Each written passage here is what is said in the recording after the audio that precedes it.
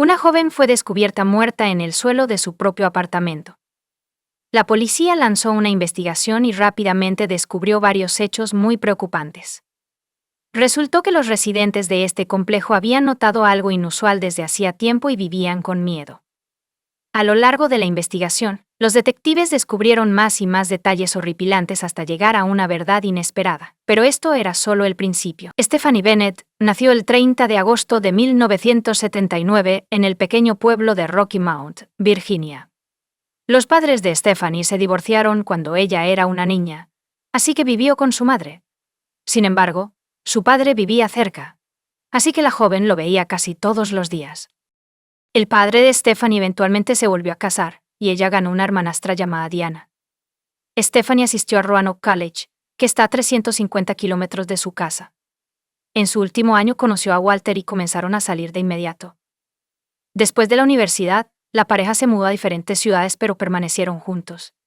Stephanie se mudó a Raleigh, Carolina del Norte, con su hermanastra Diana y una amiga en común, Emily. Alquilaron un apartamento en el complejo residencial Bridgeport, que se encuentra en un vecindario tranquilo y pacífico en las afueras de la ciudad. La joven encontró trabajo en IBM, y su novio se trasladó a Greenville, Carolina del Sur, para estudiar una carrera de ingeniería. Stephanie se quedó en Raleigh durante aproximadamente un año.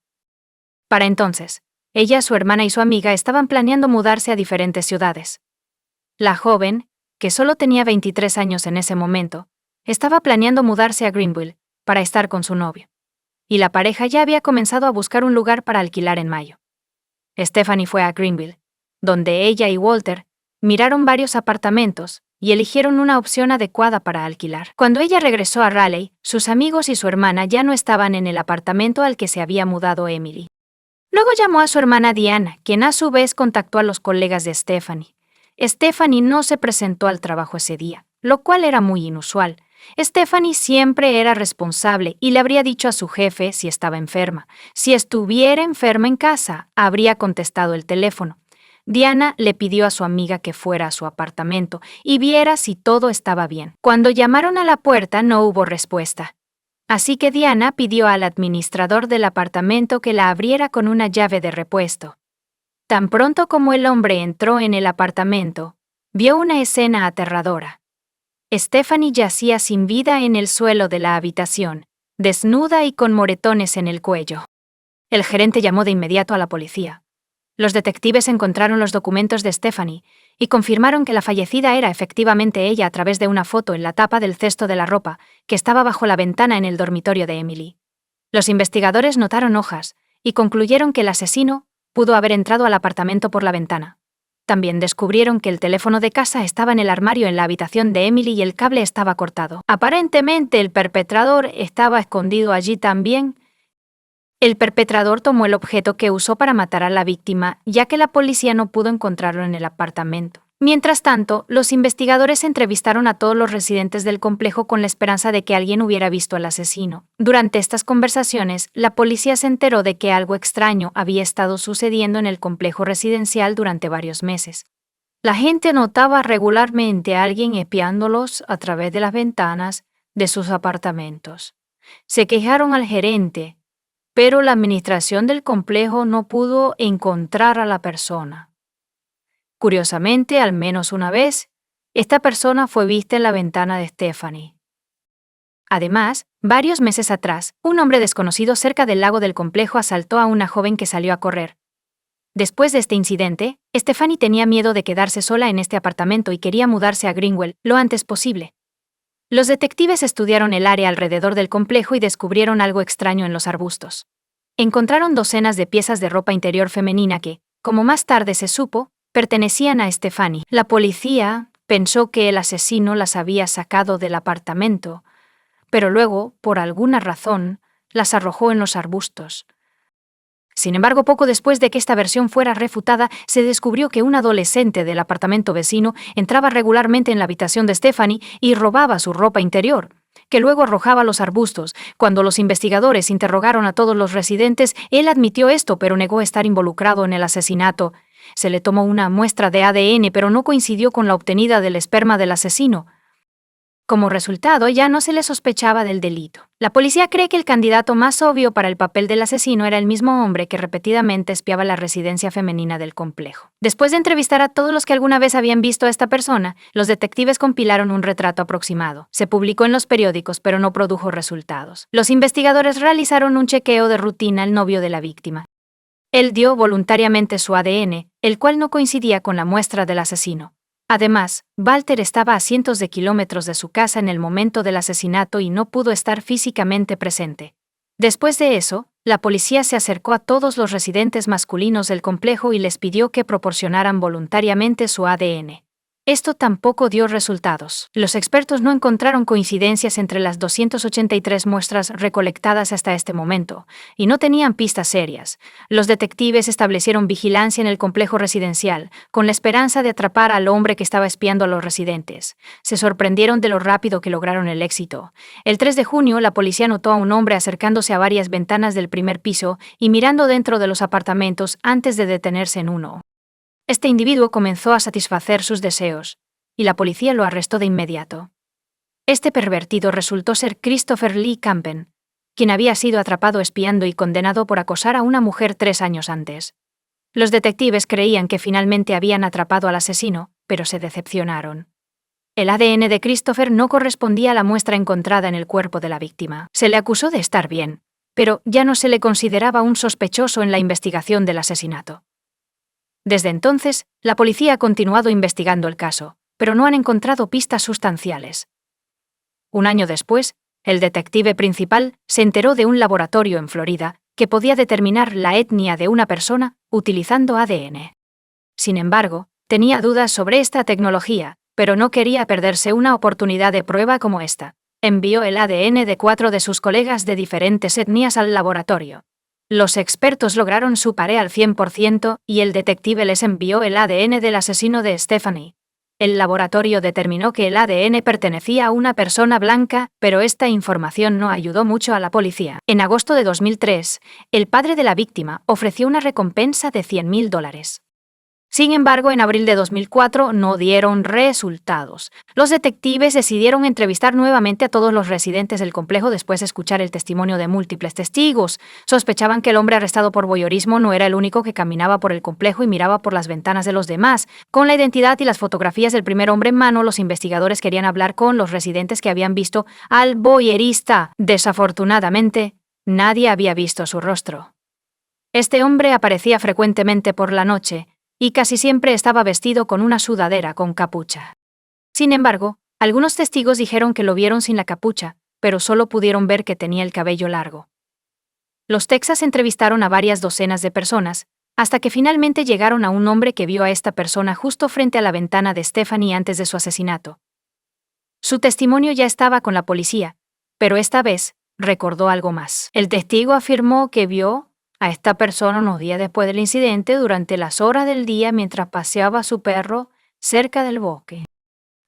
Estaba relacionado con el asesinato, así que durante el interrogatorio inicial, la policía no recibió esta información. Una cosa es segura, los detectives solo obtuvieron esta información 2 años después de la muerte de Stephanie. Ahora sabían que debían estar buscando a un hombre con un labrador, juzgando por el hecho de que esta persona estaba paseando a su perro en el área, debe haber vivido cerca. Y aquí los detectives anotaron un dato interesante. Detrás del área boscosa donde el testigo vio al hombre. El hombre era muy delgado, con cabello largo y siempre vestía ropa de bebé. Muchas personas pensaban que intentaba atraer la menor atención posible, pero en su caso, funcionó todo lo contrario. La policía decidió averiguar más sobre esta persona y hablar con una residente anciana que, según el personal, estaba al tanto de todo lo que sucedía en el complejo. Aquí se encontraron con un giro muy inesperado. Cuando le dijeron que estaban investigando el asesinato de Stephanie Bennett, la mujer respondió: ¿No han arrestado a nadie todavía? Todos saben que fue ese tipo con el perro grande. Los detectives, por decirlo menos, quedaron sorprendidos. Les tomó 2 años llegar a esta persona, y los residentes de su complejo inicialmente sospecharon de este hombre, pero ninguno de ellos consideró necesario compartir sus sospechas con la policía. Resultó que Drew se había mudado de ese complejo y se había establecido al otro lado de la ciudad. Los investigadores decidieron hablar con él y fueron a su apartamento, pero nadie respondió a su llamada. Fueron allí varias veces más a diferentes horas del día y nunca recibieron respuesta. O el hombre nunca estaba en casa, o él se negó deliberadamente a abrirles la puerta mientras intentaban localizarlo. La policía interrogó a sus antiguos vecinos en su antigua casa, y pudieron localizar a varios testigos que revelaron información preocupante. Una mujer en el piso de arriba notó a Drew con un niño pequeño. Estaban caminando por la calle unos días después del asesinato de Stephanie, discutiendo algo. Según el testigo, Drew le dijo al chico que dejara de contactar a la policía y no les dijera nada. Los investigadores concluyeron rápidamente que el joven en cuestión era el mismo adolescente que había robado ropa interior del apartamento de la víctima. Varias mujeres habían informado que tenían miedo de Drew, después de verlo durante carreras o caminatas en áreas remotas. El hombre las observaba de cerca o las seguía. Detectives, que no habían podido hablar con los judíos, localizaron su lugar de trabajo y fueron allí. Era un químico en un laboratorio de producción de fertilizantes y los investigadores lograron atraparlo en su lugar de trabajo. Inmediatamente declaró que no había oído hablar del asesinato de Stephanie Bennett, lo cual era extraño considerando que vivía a solo 1 kilómetro de su complejo en ese momento.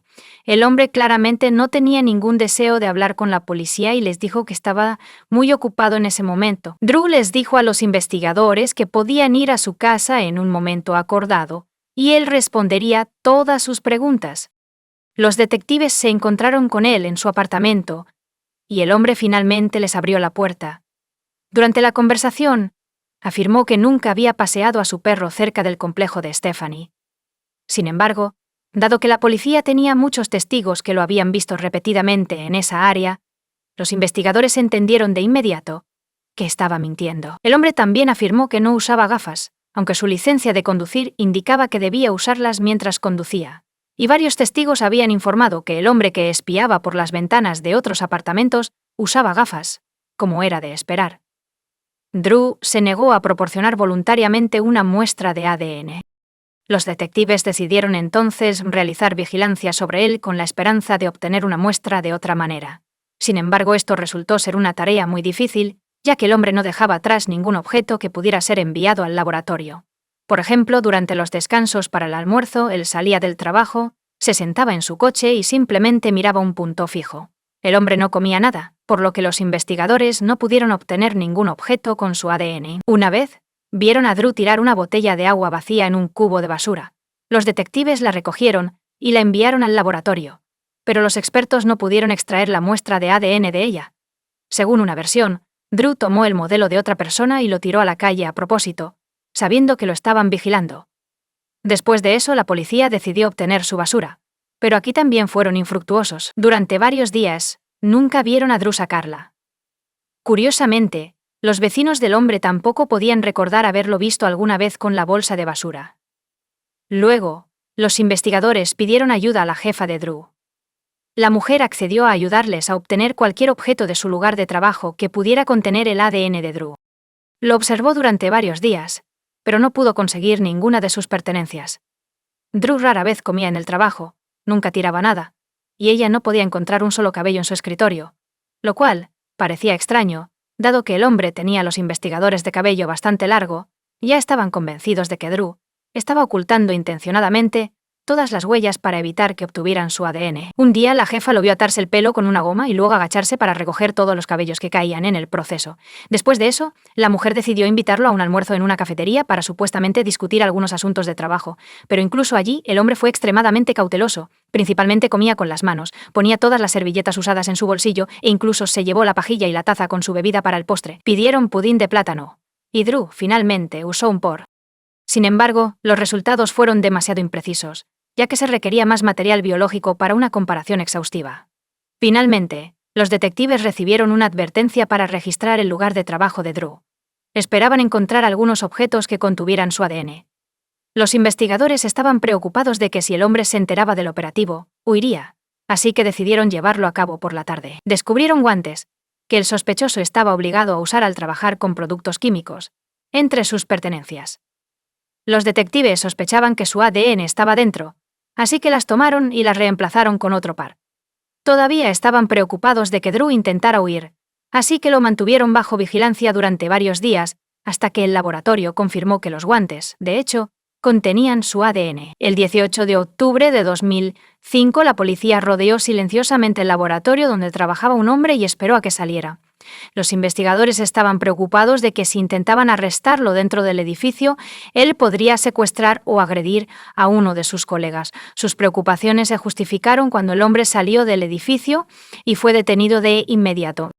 Se descubrió que llevaba una pistola cargada y parecía ser consciente de que la policía estaba a solo unos pasos de detenerlo. Durante un interrogatorio de 6 horas, Drew permaneció en silencio, rechazó comida y agua y apenas se movió. Los detectives eventualmente tuvieron que ponerlo en una silla de ruedas para moverlo por el área. Después de obtener una orden de registro para su apartamento, los investigadores descubrieron una cesta de ropa tomada de la casa de Stephanie.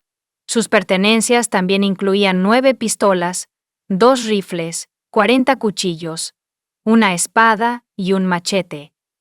Los detectives también descubrieron un juego de ganzúas y esposas. También descubrieron un cuaderno con los nombres de docenas de mujeres y las localizaron rápidamente para garantizar su seguridad. Una de las mujeres era residente de su complejo, que se había quejado de Drew anteriormente en la investigación. Ella afirmó que él la había estado mirando en la calle y que su mirada la incomodaba. Las preocupaciones de Drew se confirmaron cuando la policía descubrió su ropa interior y tampones en su casa, así como una copia de su cinta de graduación de la escuela secundaria. Drew había entrado en su apartamento, sacado la cinta, hecho una copia y devuelto el original. Él guardó estos objetos durante bastante tiempo, incluso después de mudarse a su apartamento. También dejaron un cheque en su apartamento. También presentaron un cheque a nombre de una mujer que fue asesinada en 1999. Los investigadores descubrieron que Drew vivía en su ciudad en ese momento y que la mujer fue asesinada con una pistola de un calibre relativamente raro, que fue encontrada en la colección del hombre durante la búsqueda. Drew se convirtió en sospechoso en este caso, pero primero tuvo que enfrentarse a juicio por el asesinato de Stephanie. Un mes después de su arresto, la fiscalía anunció que buscarían la pena de muerte. El juicio estaba programado para comenzar el año siguiente, y Drew pasó ese tiempo en confinamiento solitario, pero nunca tuvo lugar. El 1 de enero de 2006, un hombre fue encontrado muerto en la misma celda. A pesar de todas las precauciones, logró quitarse la vida. Los investigadores estaban seguros de que Drew había matado a Stephanie Bennett, pero después de un registro en su casa, surgió la inevitable pregunta: ¿cuántas otras víctimas podría haber tenido esta persona? Al menos, era casi seguro que él era responsable del asesinato de la mujer en 1999. Sin embargo, los detectives estaban casi seguros de que Drew había estado involucrado en crímenes adicionales. La policía descubrió varios hechos intrigantes sobre su biografía después de investigarla a fondo. Drew fue criado en una familia de 3 hermanos. Su padre constantemente humillaba y golpeaba a los niños hasta que la madre huyó con ellos a otro estado. Como resultado, Drew se convirtió en un adolescente muy retraído, y esto solo se intensificó en el futuro. A pesar de esto, recibió una buena educación y consiguió un trabajo decente como químico. Sus colegas decían que era muy inteligente, pero sus habilidades sociales eran prácticamente inexistentes. No tenía amigos, no hablaba con nadie en el trabajo y siempre trataba de mantenerse lo más alejado posible del equipo. Sin embargo, el juez concluyó que el personal de la prisión había tomado todas las precauciones necesarias, pero no pudieron detener al hombre. El padre de Stephanie Bennett intentó demandar a la administración del complejo residencial por ignorar los informes de los residentes sobre un mirón y no prestar suficiente atención a la seguridad de los residentes en las instalaciones. En su opinión, no había suficiente iluminación alrededor del edificio por la noche, y cualquiera podía caminar allí sin ser visto. También se enteró de que la ventana del apartamento de su hija había sido rota, pero la administración del complejo no se apresuró a solucionar este problema, a pesar de que era. Por favor, dejen sus comentarios sobre esta historia y gracias por ver.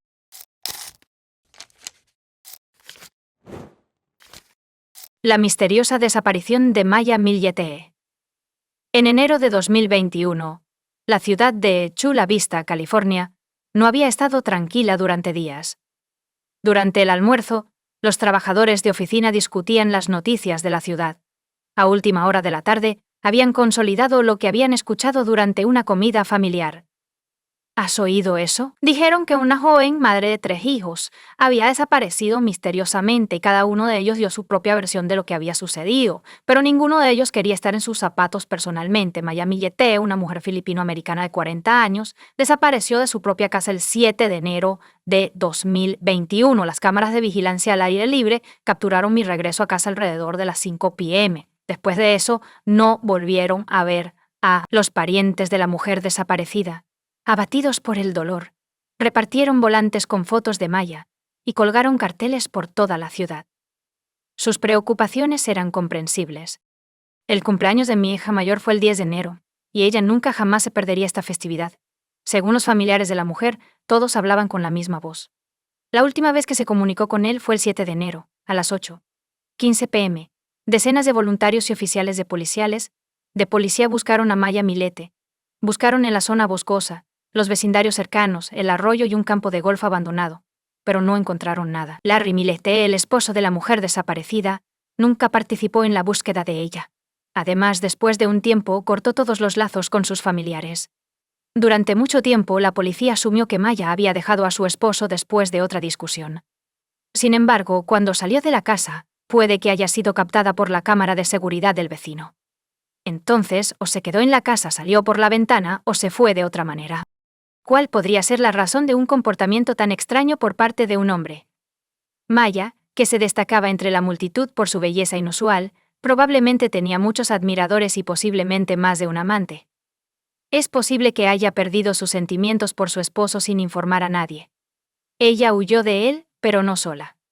Quizás por eso estaba enojado y no tomó medidas. Larry afirmó que yo creía que ella seguía viva porque se fue voluntariamente de nuestra casa al menos 2 veces en 2020, sin despedirse de mí ni de nuestros 3 hijos. Oramos por su seguridad y bienestar. Dios bendijo a Amitabh Alonso con 6 hijos. Maya nació quinta. La niña nació en mayo. Sus padres le pusieron el nombre de Mayo. Tuvo éxito en todas partes. La naturaleza decidida de la niña la ayudó en este empeño. Así que es una escuela primaria. Tras la inmigración de su familia, ella estaba entre las 5 mejores estudiantes de su clase. En marzo de 1995, la niña se inscribió en Redford High School en Honolulu, Hawái, y comenzó a expresarse. Participó activamente en una variedad de actividades escolares y extracurriculares, con un énfasis particular en el club de teatro y las clases de baile. Después de graduarse de la escuela secundaria con honores a los 17 años, Maya consiguió un trabajo en McDonald's, donde conoció a su futuro esposo Larry Millete, y desarrollaron una relación. Cuando Maya cumplió 19 años, se casaron. Al mismo tiempo, la chica se inscribió en la Universidad de Hawái en Manila, una universidad estatal de investigación con concesión de tierras. La vida estaba en ebullición para la juventud. Mientras Maya asistía a la universidad, su esposo Larry estaba entrenando en la Marina en Virginia. La pareja finalmente decidió mudarse a Chula Vista, California. Maya continuó sus estudios en la Universidad de San Diego porque no quería detenerse. Después de graduarse con honores, se convirtió en especialista en contratos civiles para la Marina de los Estados Unidos. ¿De dónde vienen los ruidos extraños? ¿Cuáles son mis pensamientos? ¿Ya me estoy volviendo loco? ¿Y son irreales? Las frases «te amo», «ámame» resonaban levemente por toda la casa. Mantenían a la joven despierta todo el día y la noche, acechándola en varios lugares de la casa. Mi familia no dejó de buscar. Inmediatamente contrataron a un investigador privado, para centrar la atención de quienes se preocupaban. La familia pidió repetidamente al público que los ayudara en su búsqueda. El 5 de febrero de 2021, el Departamento de Policía de Chula Vista y la familia Millete realizaron una conferencia para alentar a la mayor cantidad de personas posible a buscarla. Poco después se descubrieron restos óseos de Maya Millete en el condado de Orange. Sin embargo, este no fue el caso. Más tarde se afirmó que los restos pertenecían a un hombre. Más tarde se descubrió que los restos eran en realidad huesos de animales. Good Morning America cubrió la desaparición de Maya el 6 de abril de 2021. El caso de la persona desaparecida atrajo la atención nacional en abril de 2021. Mi hermana apareció en el programa de Dr. Phil para discutir la situación, y Maya se tomó todo muy en serio. A pesar de venir de una familia numerosa, tenía un fuerte apego a los niños. No tenía prisa por tenerlos. No quería dar a luz hasta que ella y Mary tuvieran un ingreso consistente, estable y alto. Ese es el sueño americano. Después de todo, tenían que darle a sus hijos el mejor futuro posible para que eso sucediera.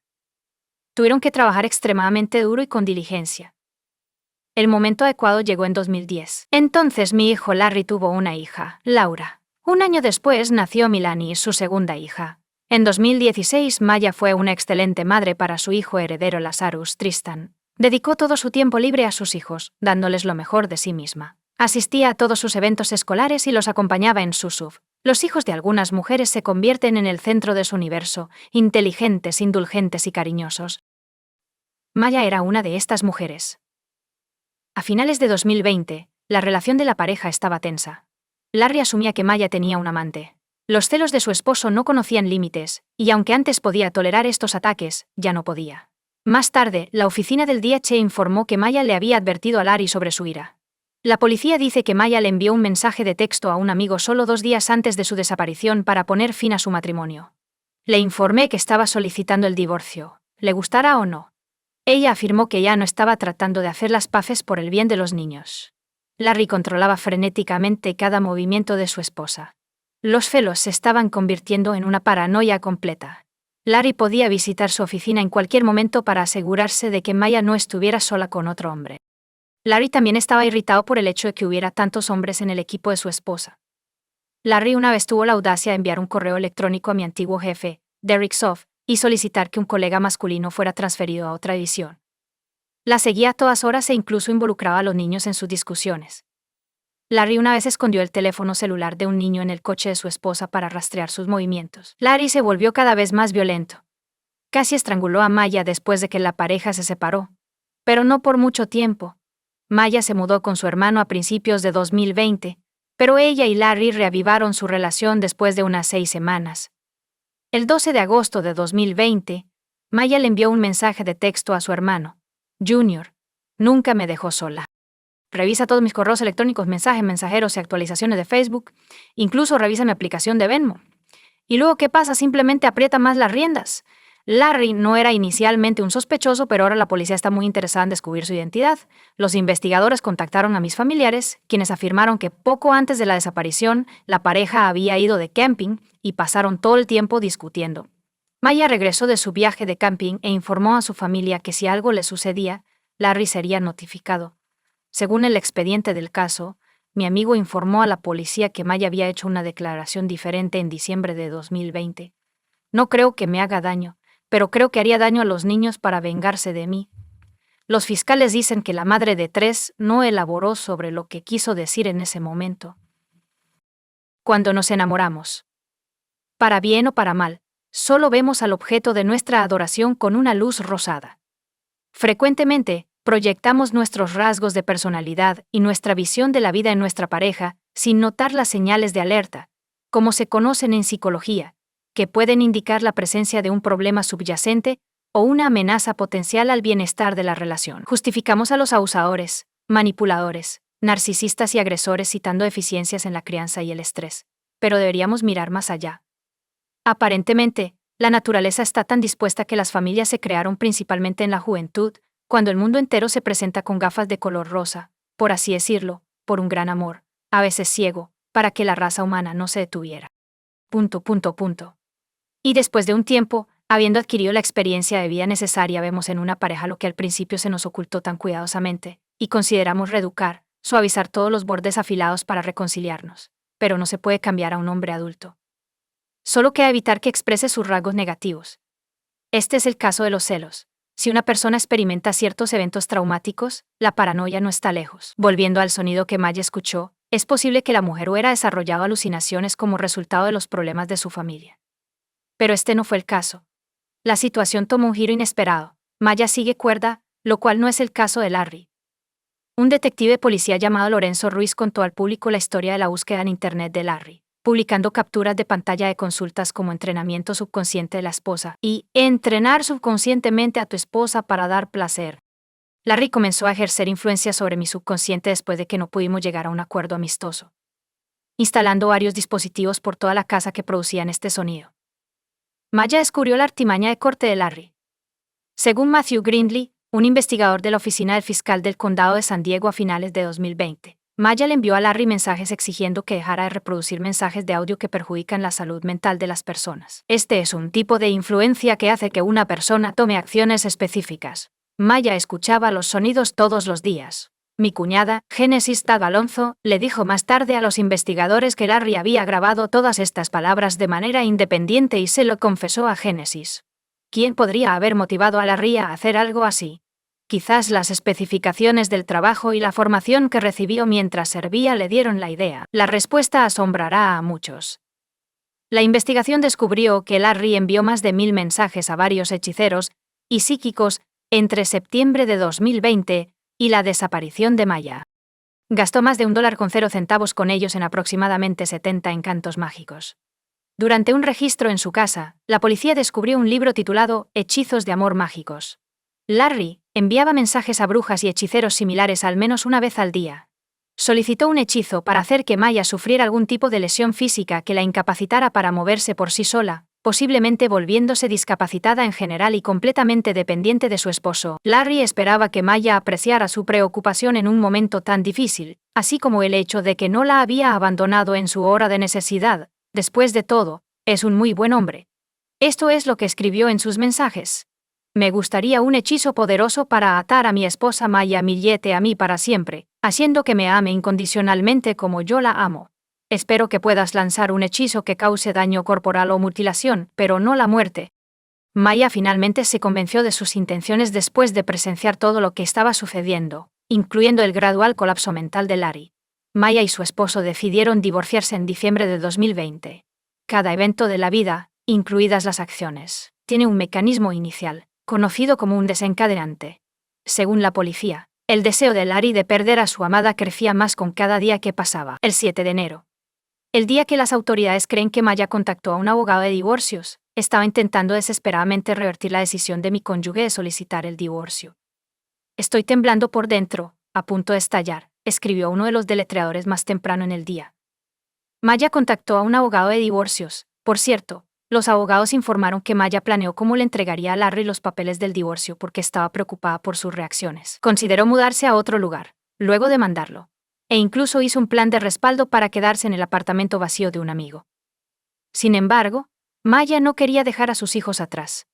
Cuando la acusada se enteró de que ella estaba buscando el divorcio, no quería que los niños estuvieran con él, según los fiscales. El comportamiento extremo de Larry, desencadenado por los celos hacia su cónyuge, también podría atribuirse a los problemas de salud mental del hombre, que habían estado latentes durante algún tiempo. Quizás siempre se comportaba de manera diferente a los demás. Larry, de mi parte, no sacó la basura.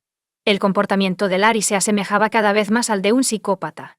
Larry tiene un carácter absolutamente horrible. Maya envió un mensaje de texto en junio. Según el expediente del caso, en su propia casa construyó un pequeño altar, en el centro del cual colocó una foto conjunta con su esposa. Larry untó su propia sangre en la fotografía y la rodeó con 4 velas. El 23 de enero, los oficiales de policía obtuvieron una orden de registro para la casa de la familia Millet.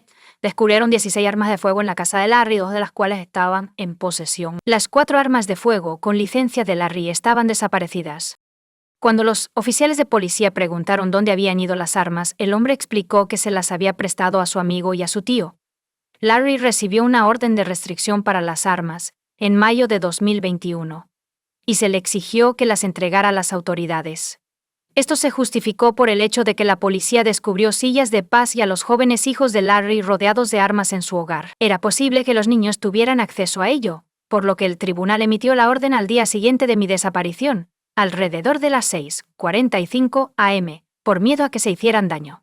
La cámara de vigilancia de un vecino capturó el SUV negro Lexus GX 460 de la familia Millet. Larry llevó al hombre a casa alrededor de las 6 de la tarde. Se desconoce dónde había estado todo ese tiempo. Otro momento sospechoso: el coche estaba originalmente estacionado de tal manera que la parte trasera no era visible para las cámaras de seguridad del vecino.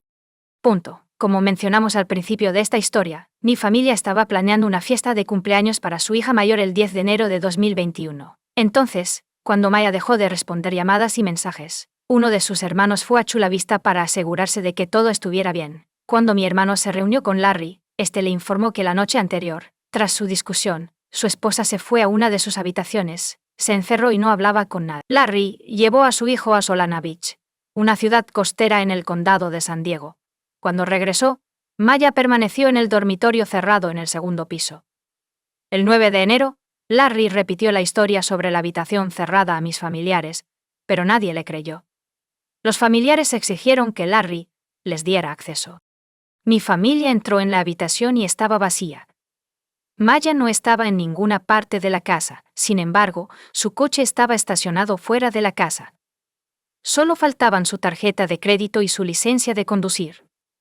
Después de eso, alrededor de la medianoche, la hermana mayor de Maya, Chris, presentó un informe de persona desaparecida a la policía. Larry Miller expresó su preocupación por el destino de su esposa el 15 de enero, después de que ella faltara al cumpleaños número 11 de su hija mayor. Además, el 8 de enero, el día después de que Mia desapareciera, Larry no envió mensajes a ninguno de los psíquicos. Según los fiscales, el 9 de enero, solicitó que se levantaran todos los hechizos sobre Maya y que se lanzaran hechizos sobre un hombre con el que supuestamente Maya estaba teniendo una aventura. Es poco probable que Maya haya dejado su casa. De lo contrario, las cámaras de seguridad lo habrían captado. En el desafortunado día, ocurrió otra cosa extraña. Los hijos de Larry y Maya estaban jugando en el patio alrededor de las 10 p.m., lo cual fue notado por el vecino de la familia Millet. Se sorprendió porque era tarde y hacía frío afuera a las 9:07 p.m. La cámara de vigilancia del vecino captó el sonido de 9 fuertes estallidos. La policía especuló que podrían haber sido disparos. La policía no pudo determinar la naturaleza de los sonidos basándose en el análisis de audio del video. Larry tenía una gran colección de armas, incluyendo una pistola Smith Wesson de 40 calibres que la policía no pudo encontrar en la casa.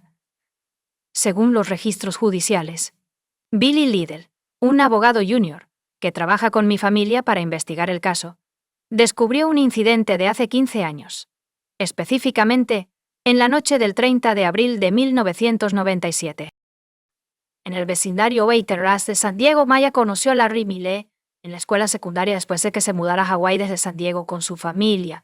La arrestó de Larry en 1997 por un asalto relacionado con pandillas juveniles puede haber motivado la mudanza. Tengo razones para creer que Larry estaba involucrado en una pandilla, argumentó el abogado como menor de edad. Larry fue arrestado tras un apuñalamiento. La víctima del ataque recibió múltiples puñaladas y fue trasladada al Hospital Mercy, donde finalmente se recuperó. Los antecedentes penales, en general, tienden a resurgir en la vida posterior. Larry admitió en una entrevista de enero de 2021 que él y Maya tuvieron una discusión en 2020. La cooperación de Larry con la policía terminó el 3 de febrero de 2020. El 22 de julio, Larry fue oficialmente identificado como sospechoso. Los investigadores asumieron que el hombre de 41 años asesinó a su esposa la noche del 7 de enero y luego deshizo del cuerpo. Larry contó la misma historia durante las entrevistas que mis familiares habían escuchado sobre la discusión en la habitación en la que su esposa se había encerrado. Por una extraña coincidencia, su teléfono estuvo apagado durante aproximadamente 11 horas el 8 de enero. Larry no se presentó al trabajo ese día, y nadie estaba seguro de lo que estaba haciendo. Era imposible rastrear sus movimientos. Desafortunadamente, la cámara de videovigilancia del vecino es un testigo mudo de los eventos que ocurrieron y no puede comunicarse. La cámara captura a Larry conduciendo su coche hasta el garaje de tal manera que la parte trasera del vehículo no está a la vista. Larry podría haber sabido qué parte de la escena estaba capturando la cámara y posicionó el coche en consecuencia. Durante este tiempo, pudo llevar su cuerpo de manera segura a través del garaje antes de cargarlo en el maletero y conducir para deshacerse de él. Tras su arresto, el hombre fue mantenido en custodia y se le negó la fianza. Larry Millet fue arrestado el 19 de octubre de 2021 por el asesinato de su esposa Maya, basándose en pruebas circunstanciales, y sus padres recibieron la custodia legal de los niños. El tribunal prohibió a Larry tener contacto con sus hijos para evitar más trauma emocional. Sin embargo, el hombre violó la orden más de una vez. Llamó a sus familiares, quienes le permitieron hablar por teléfono con sus hijos. Hizo más de 100 llamadas telefónicas y habló con sus hijos durante más de 9 horas. Según los fiscales, durante algunas de las llamadas, Larry hizo comentarios despectivos sobre mi familia o pidió que le leyeran los titulares de las noticias. Les pidió a una niña de 11 años y a su hermana de 10 años que vieran una película llamada Shot Caller, que tiene clasificación R y contiene una advertencia, según la fiscal adjunta Christy Bowles. Esencialmente es la historia de un empresario que va a la cárcel. Larry sugirió que los niños lo vean para determinar el tipo de entorno en el que estaba. Resultado del cordón, a Larry se le prohibió hacer cualquier llamada telefónica que no fuera su abogado. Sin embargo, a Larry se le otorgó permiso para comunicarse por escrito con sus hijos ya en octubre de 2022. Todavía se le prohibió comunicarse con ellos a través de visitas personales o por teléfono. Para asegurar que los niños continúen asistiendo a sus escuelas actuales en Chula Vista, se les otorgó la custodia a sus abuelos paternos el 19 de octubre de 2021. Mi hermana también solicitó la custodia de su sobrino, pero se la negaron. A mi familia se le permitió visitar a los niños, pero aún querían buscar la custodia total de ellos en la corte.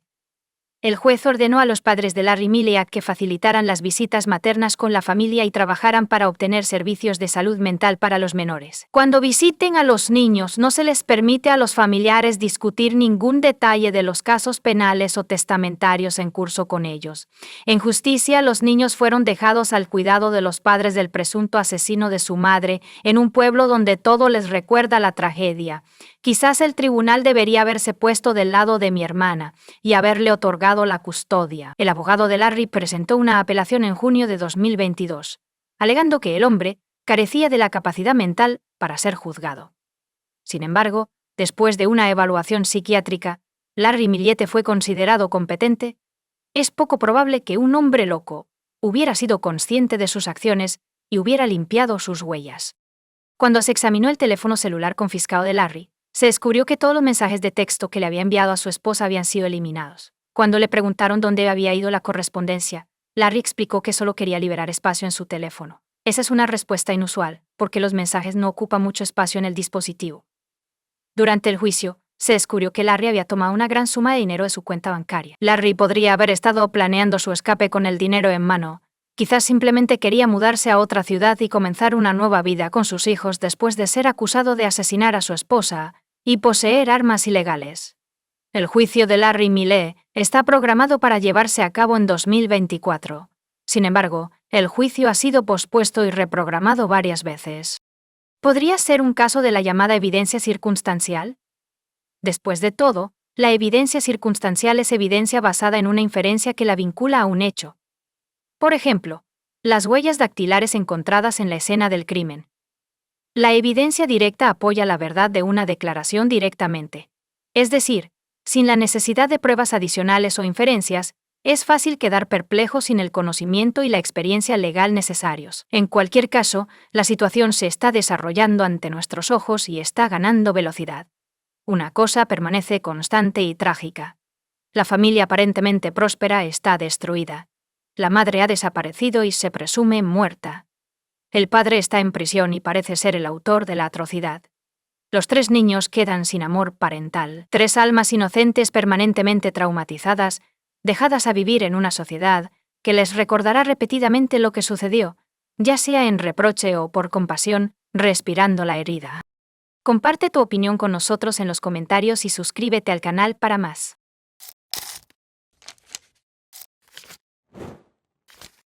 Hola chicos, bienvenidos a mi canal y hoy vamos a echar un vistazo a otro caso horrible con ustedes. Hoy, veremos lo que sucedió en San Antonio, Texas, en 2007. Amber Belken, de 25 años, trabajaba en una tienda de videojuegos el 29 de enero de 2007. Cuando el gerente llegó para revisarla, descubrió que estaba muerta en la parte trasera de la tienda después de que no pudo abrir a tiempo. A las autoridades les tomó más de un año aprehender al sospechoso. Amber Marie Belken nació el 6 de diciembre de 1981 en San Antonio. Era la única hija en su familia. Sus padres la describían como extremadamente enérgica, ambiciosa y responsable. Amber había sido gerente en una tienda de videojuegos durante casi 3 años. Y el 29 de enero tenía otro turno. La tienda estaba programada para abrir a las 10 a.m., pero ella siempre llegaba al trabajo alrededor de las 9 a.m. Antes de abrir la tienda, ella sacaba el dinero de la caja fuerte del día anterior y lo llevaba al banco de al lado. Se hacía para que no se acumularan grandes sumas de dinero en la tienda. Amber llegó al trabajo alrededor de las 9 a.m. en ese día de enero como lo hacía todos los días. La tienda en la que trabajaba formaba parte de una gran cadena internacional. Sin embargo, Amber no abrió la tienda a las 10 a.m. ese día, como se descubrió más tarde. Alrededor del mediodía, el gerente regional contactó al gerente de otra tienda en San Antonio y le pidió que se diera una vuelta para averiguar por qué Amber no había depositado el dinero, y la tienda seguía cerrada. Amber tampoco respondió las llamadas telefónicas, lo que generó sospechas y preocupación. El empleado que fue a revisar a Amber se llama Mariano Rivera. Después de llegar al lugar, notó un coche blanco similar al de Amber. La entrada de la tienda estaba cerrada y no podía ver a nadie a través de las ventanas de vidrio. Llamó a la puerta varias veces, pero nadie salió. Así que se fue. Regresó unas 2 horas más tarde para echar otro vistazo.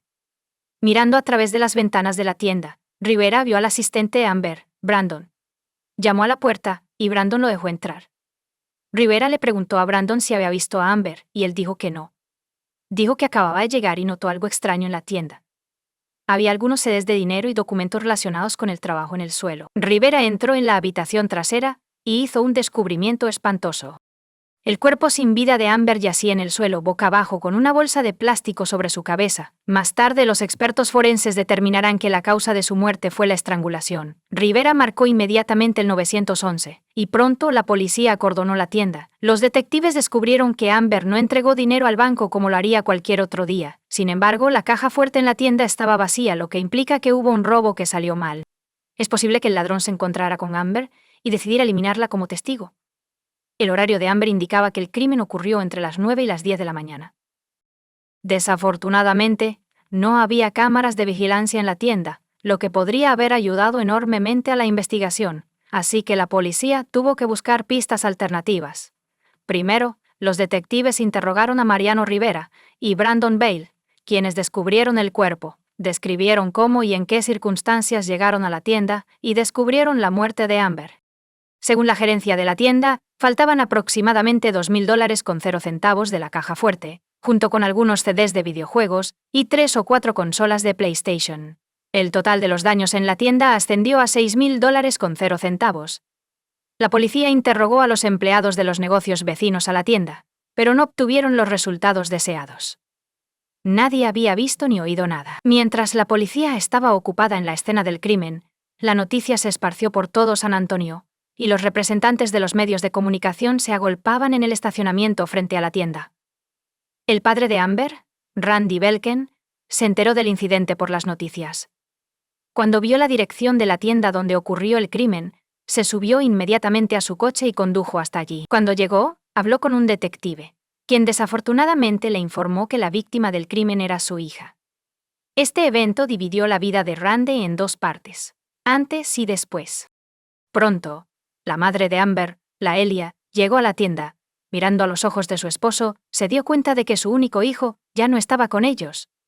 Después de examinar la escena del crimen, los detectives concluyeron que el criminal salió de la tienda por la puerta trasera, por lo que nadie lo vio. Sin embargo, la conclusión principal fue que el criminal estaba familiarizado con el horario de la tienda. Sabía que el dinero se entregaba al banco entre las 9 y las 10 de la mañana. También sabía que no había cámaras de vigilancia en esta tienda.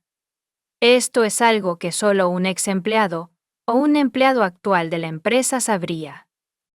La primera persona seriamente sospechada de estar involucrada en el crimen fue el asistente de Amber, Brandon Bale.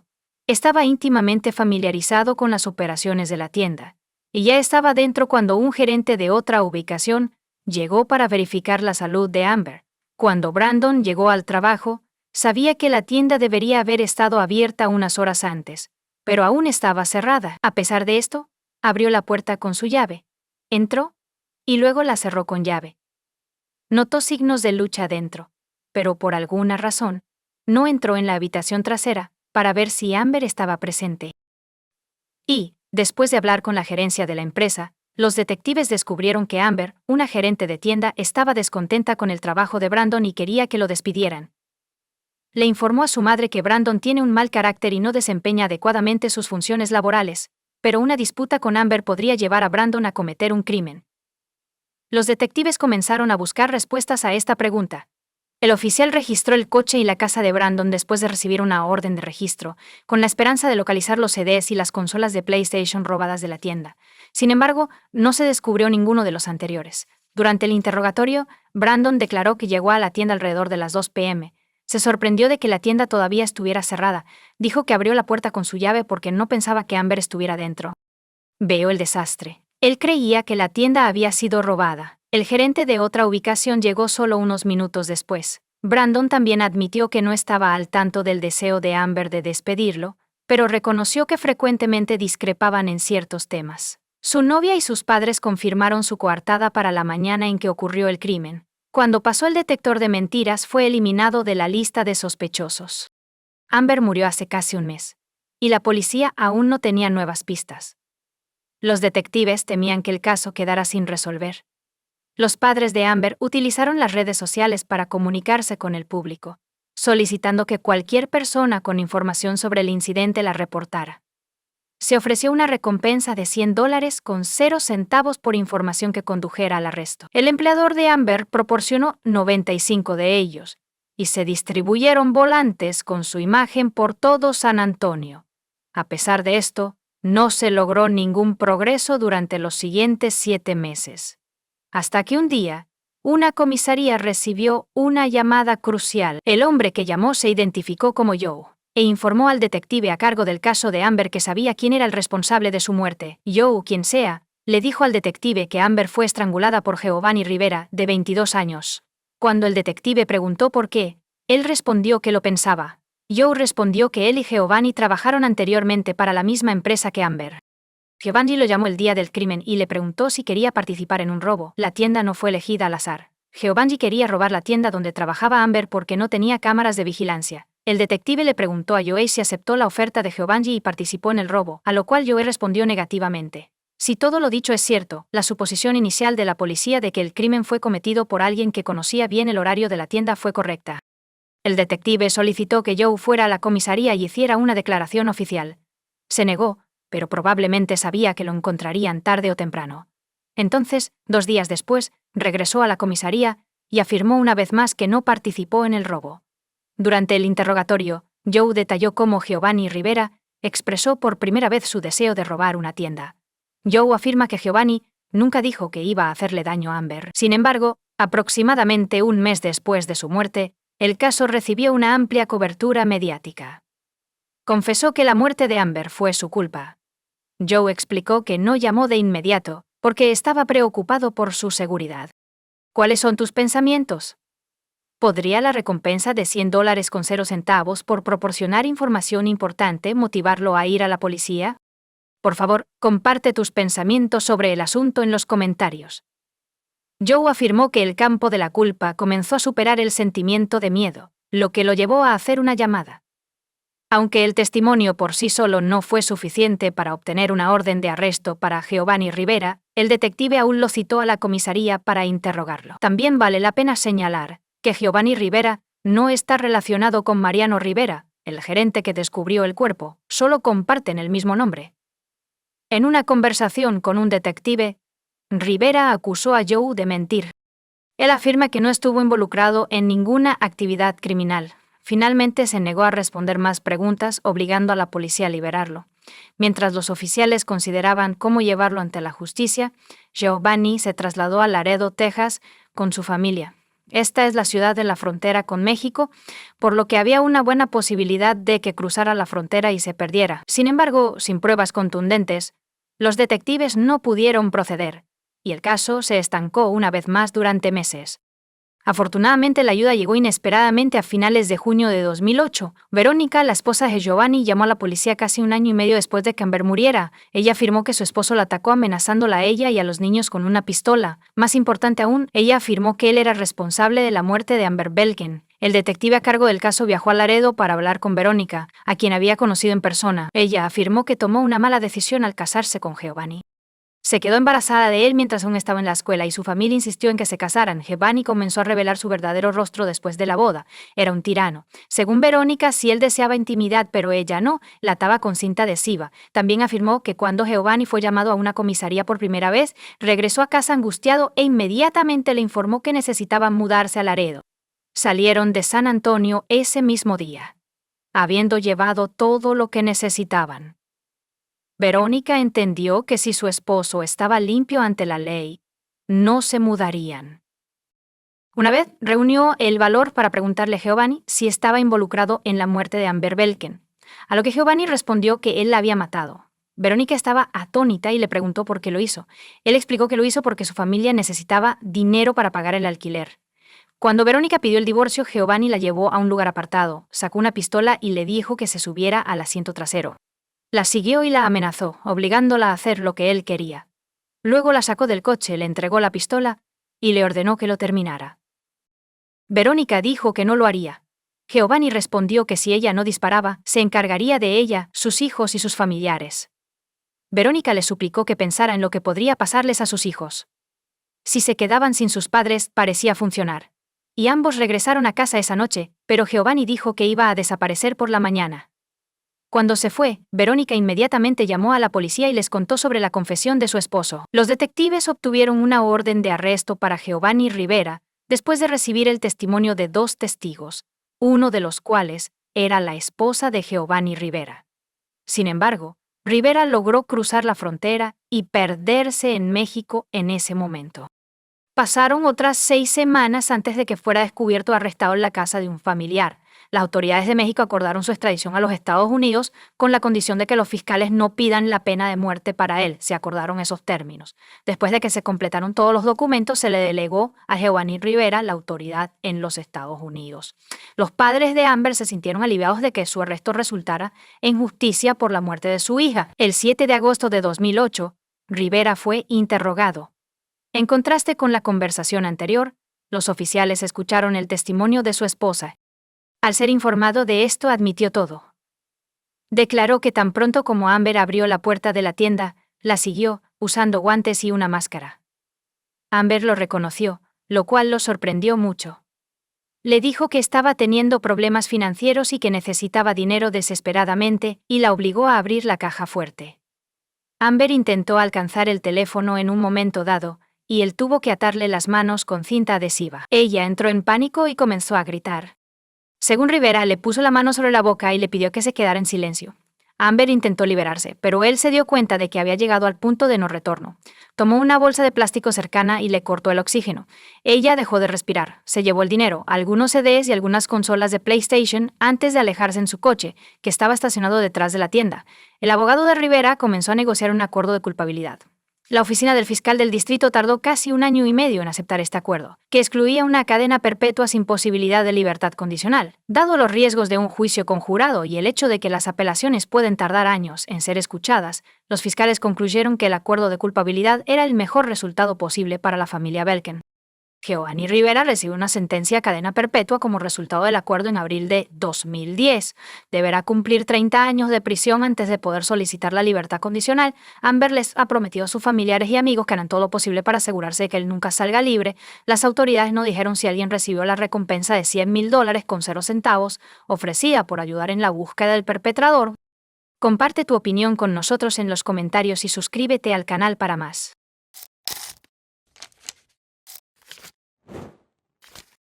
Hola chicos, bienvenidos a mi canal y hoy vamos a echar un vistazo a otro caso horrible con ustedes. En los confines del mar Egeo, donde el horizonte parece infinito y el agua se extiende hasta el cielo. El Royal Caribbean estaba en movimiento. George Smith y Jennifer, una joven pareja que se había casado recientemente, estaban en la cubierta, sintiendo el viento en su cabello y reflexionando sobre la majestuosa belleza de la naturaleza. El mar Egeo se extendía ante ellos como una vasta vida llena de posibilidades y planes. Así comenzó su viaje de bodas, que se convirtió en algo más que un crucero. Pero una historia se convirtió en un misterio. El 5 de julio de 2005, alrededor de las 8 a.m., Emily Rose, de 16 años de Chicago, se estaba preparando para un nuevo día soleado en el Deck 7, en una de las cabañas de Royal Caribbean. Emily se preocupó cuando notó algo extraño fuera de la ventana de su cabina. Notó algo que parecía sangre esparcida por el toldo, que servía como una especie de escudo para la balsa salvavidas cercana. También notó manchas de sangre cerca del borde del toldo, como si alguien se hubiera herido y caído allí antes de caer por la borda. Emily no pudo evitar notar las extrañas huellas, y rápidamente las informó al personal del barco. Un montón de otros pasajeros de cabinas vecinas descubrieron las mismas señales aterradoras. En la cubierta 7, hubo una discusión animada y emocionante sobre lo que podría haber sucedido. Así comenzó una historia que ocupó las portadas de numerosas publicaciones internacionales. Un feliz joven matrimonio partió unos días después hacia su crucero de luna de miel por el Mediterráneo. La felicidad de los jóvenes se vio abruptamente interrumpida por un evento inexplicable y terrible, que ocurrió en la cabina 9062. Las explicaciones sobre lo ocurrido fueron diversas y confusas, incluyendo un accidente, un posible robo e incluso un asesinato premeditado. La investigación se convirtió en un rompecabezas para la policía. Las huellas y pruebas descubiertas a bordo apuntaban a varios sospechosos, cada uno con sus propios secretos. Parece que muchos estaban en la cuerda floja o sabían mucho más de lo que estaban dispuestos a admitir. ¿Qué ocurrió exactamente esa oscura noche a bordo? Esa es la pregunta que se hacen los detectives, los periodistas y todos los demás involucrados en este misterioso caso. George Smith era un joven alegre, curioso e inteligente. Nació en Greenwich, un pequeño pueblo en Connecticut. Su infancia fue feliz, llena de la alegría y el apoyo de su familia, que era lo primero para George, y se mantuvo cercano a sus padres y a su hermana Bray. Su padre, George Smith Sr., era dueño de una licorería y la administraba él mismo. Veía el negocio familiar como algo más que un trabajo, era su verdadera pasión. George Smith, el menor, se graduó de Babson College en Massachusetts en 2000 con un título en negocios. Después de graduarse, pasó varios años en Boston como analista de minería de datos informáticos. Sin embargo, su corazón siempre ha estado con el negocio familiar. George tomó una decisión informada y regresó a casa para ayudar a sus padres a manejar la tienda. Bajo la supervisión de su padre, aprendería los entresijos del negocio familiar para que eventualmente pudiera hacerse cargo de la tienda y permitir que sus padres tomaran unas merecidas vacaciones. En 2002, en una de las reuniones con sus amigos, George Smith conoció a una chica que más tarde se convirtió en su compañera de vida. Jennifer, originaria de Connecticut, había recibido recientemente una oferta de trabajo como maestra de escuela primaria. Era brillante, hermosa y ambiciosa, muy parecida a George. Los jóvenes estaban completamente enamorados el uno del otro. Los padres de George estaban igualmente complacidos con su elegida. 3 años después, en 2005, George tenía 26 años, y la pareja decidió casarse y comenzar un nuevo capítulo en sus vidas. Se casaron en el Castle Hill Inn, en Newport, Rhode Island, con la ceremonia llevándose a cabo frente al océano. Era el escenario ideal para un evento tan importante en sus vidas. Después de la ceremonia, los recién casados embarcaron en un crucero nupcial a bordo de un lujoso transatlántico, uno de los majestuosos barcos de Royal Caribbean. El tour de 12 días implicaba navegar por las hermosas aguas del mar Egeo. Su viaje comenzó en Barcelona el 29 de junio e incluyó paradas en la costa azul de Francia. Luego siguieron la costa de Italia. En el barco, George y Jennifer rápidamente hicieron amistad con otra pareja y un joven llamado Askin de California.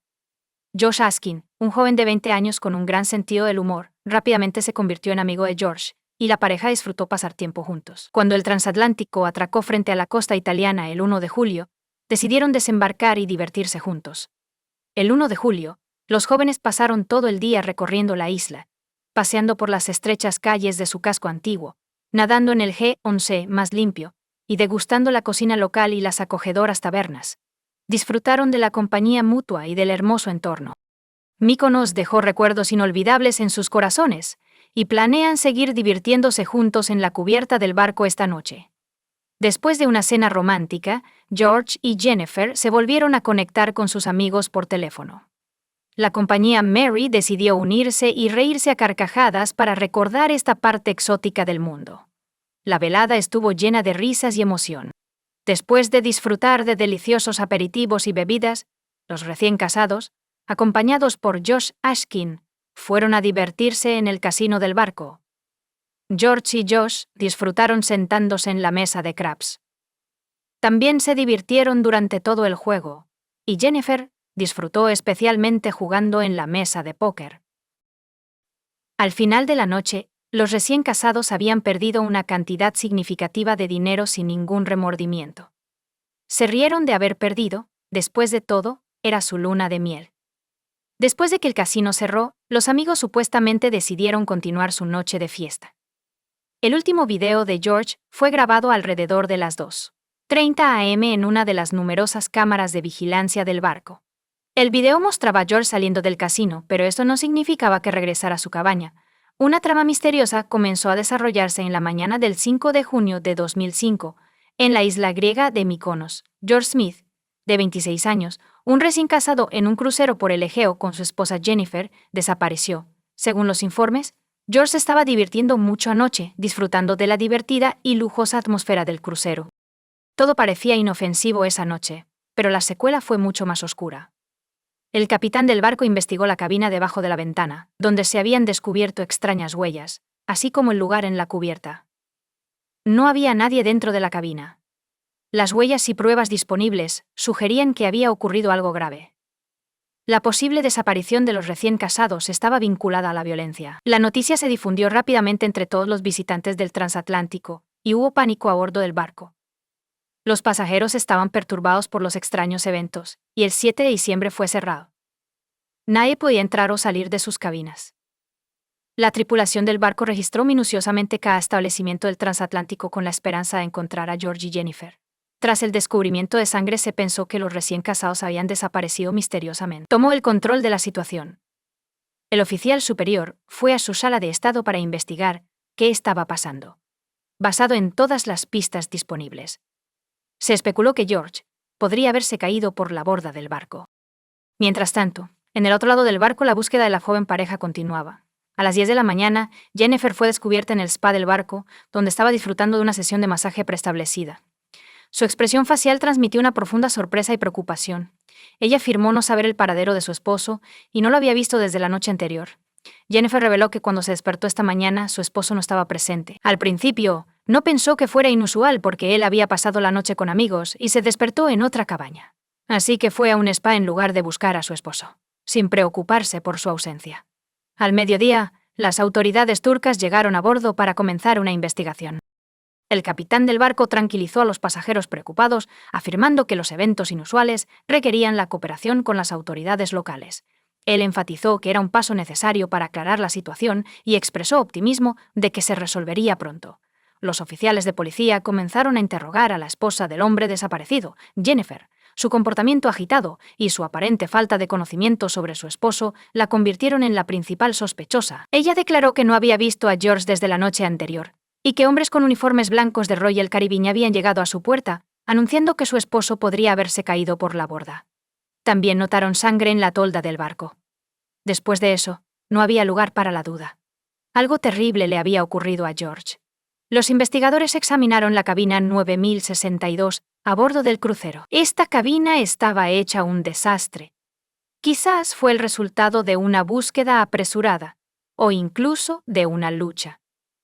En el baño, se encontraron huellas dactilares en la barandilla del balcón, así como pequeñas gotas de sangre en la alfombra y la toalla. Los investigadores turcos también descubrieron 2 pequeñas manchas de sangre en la ropa de cama, cada una de aproximadamente 2 centímetros de largo. Las muestras fueron identificadas y la sangre pertenecía a George. Toda la evidencia sugería que George había sido traumatizado dentro de la cabaña antes de su misteriosa desaparición. La atención de los investigadores se centró en una silla en el balcón que había sido recolocada para que pudieran sentarse junto a la barandilla. Descubrieron marcas en la barandilla que parecían haber sido causadas por alguien sentado en ella.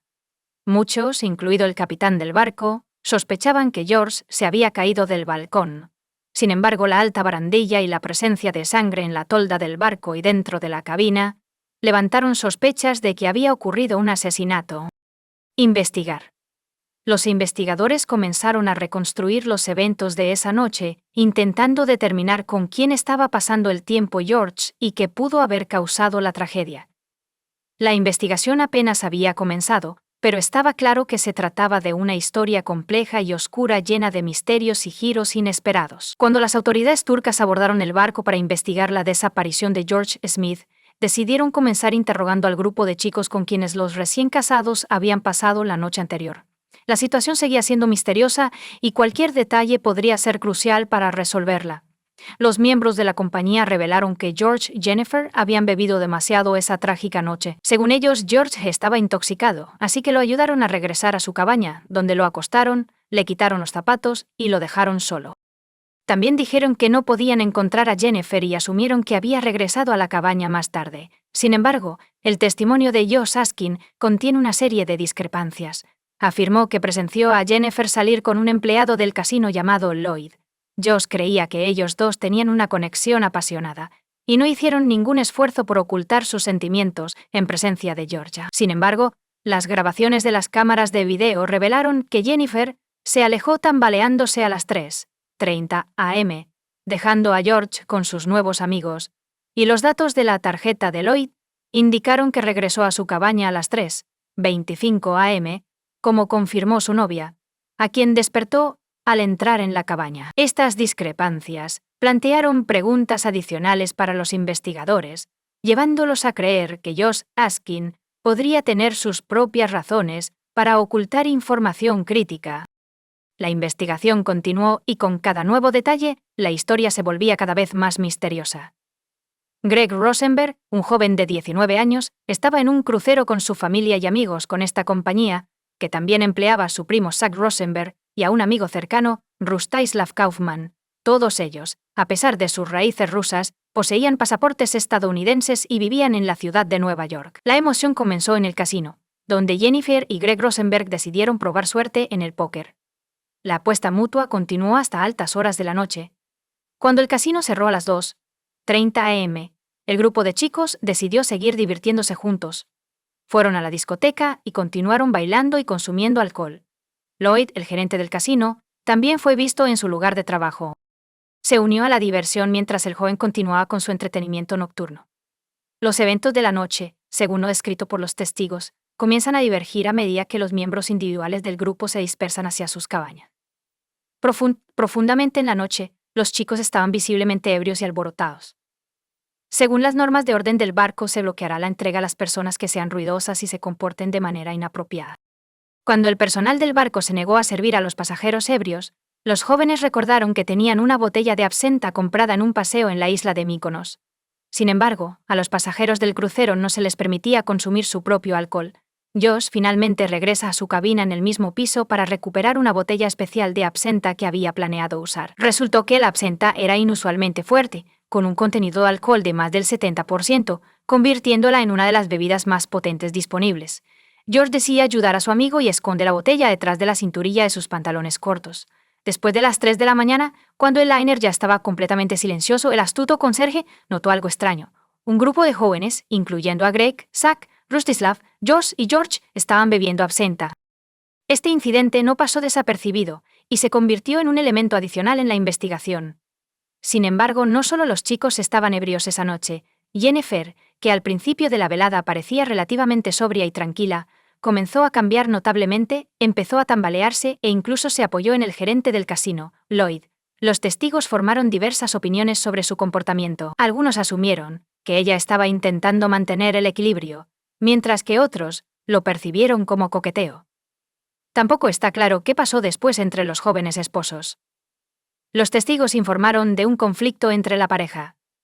Quizás solo estaban hablando sobre la noche anterior, bromeando o en serio, pero Jennifer finalmente golpeó a George. No estaba claro si esto se hizo de manera juguetona o enojada.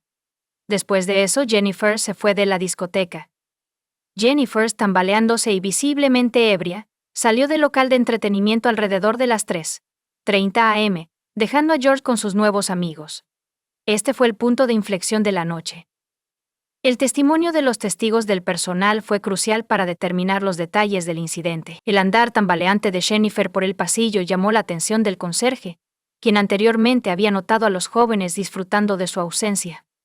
La apoyó, la ayudó hasta el ascensor y la vio girar a la derecha mientras se acercaba a su cubierta. Sin embargo, había una discrepancia inusual. Su camarote estaba a la izquierda, pero ella fue en la dirección opuesta. Jennifer fue descubierta más tarde dormida en el pasillo, lejos de su habitación. 2 guardias y una oficial de servicio la llevaron de regreso a su habitación en una silla de ruedas. Cuando llegaron, el reloj ya marcaba las 4:52 am, pero George no estaba allí. Las cortinas de las puertas del balcón estaban bien cerradas y permanecieron inmóviles a pesar de la brisa. Esto planteó la pregunta de si George podía salir al balcón por su cuenta después de que sus nuevos amigos lo abandonaran en la cama. El subjefe de policía Chet Hyman y su esposa estaban descansando en una cabaña vecina cuando presenciaron los acontecimientos desarrollarse. La pareja había estado durmiendo durante bastante tiempo, pero a las 4 am se despertaron sobresaltados por un ruido en su piso. Primero escucharon ruidos fuertes en la habitación 9062, donde se alojaban los recién casados, y de inmediato contactaron con los servicios de huéspedes para informar del ruido. También golpeó la pared y gritó a sus vecinos, causando un breve silencio. Luego hubo una conversación ruidosa durante unos 3 minutos. Se desató una fuerte discusión en el balcón. Chit y su esposa escucharon a alguien decir buenas noches varias veces, como si intentaran echar a la gente de la cabaña. Esto fue seguido por sonidos como de muebles moviéndose, y luego un fuerte golpe que parecía el sonido de un objeto cayendo. Chet Hyman decidió ver qué estaba pasando y abrió la puerta. Vio a 3 hombres que no pudo reconocer. Varios otros pasajeros informaron haber escuchado un fuerte ruido que sonaba como si un cuerpo golpeara el toldo del barco, seguido del grito de una mujer. Sin embargo, ninguno de los testigos presenciales proporcionó pruebas concluyentes de que una mujer estuviera dentro de la cabaña en ese momento. Según los testigos, 4 jóvenes entraron en la cabaña, pero solo 3 eran visibles cuando salieron. Surge una pregunta. Podría ser que uno de ellos se quedara dentro, intentando conseguir dinero de los recién casados, que tal vez quisieran robar a los intrusos después de un generoso juego en el casino. La historia de un robo fallido parece la más plausible. Sin embargo, hay coartadas para los 3 chicos, Greg, Zach y Rastislav, quienes supuestamente estaban en otra sala estatal solo minutos después de que Chet Hyman notara a los 3 hombres desconocidos. Los registros de la tarjeta de acceso de la Georgia State Room confirmaron que los chicos entraron a las 4:05 a.m. Su testimonio reveló que el hecho de que volvieran a entrar en la cabaña no fue registrado. Así, hay varias teorías sobre lo que le sucedió a George Smith. La versión 1 del robo, la versión de un posible robo, representa una de las principales. George y Jennifer parecen haberse emborrachado rápidamente esa noche.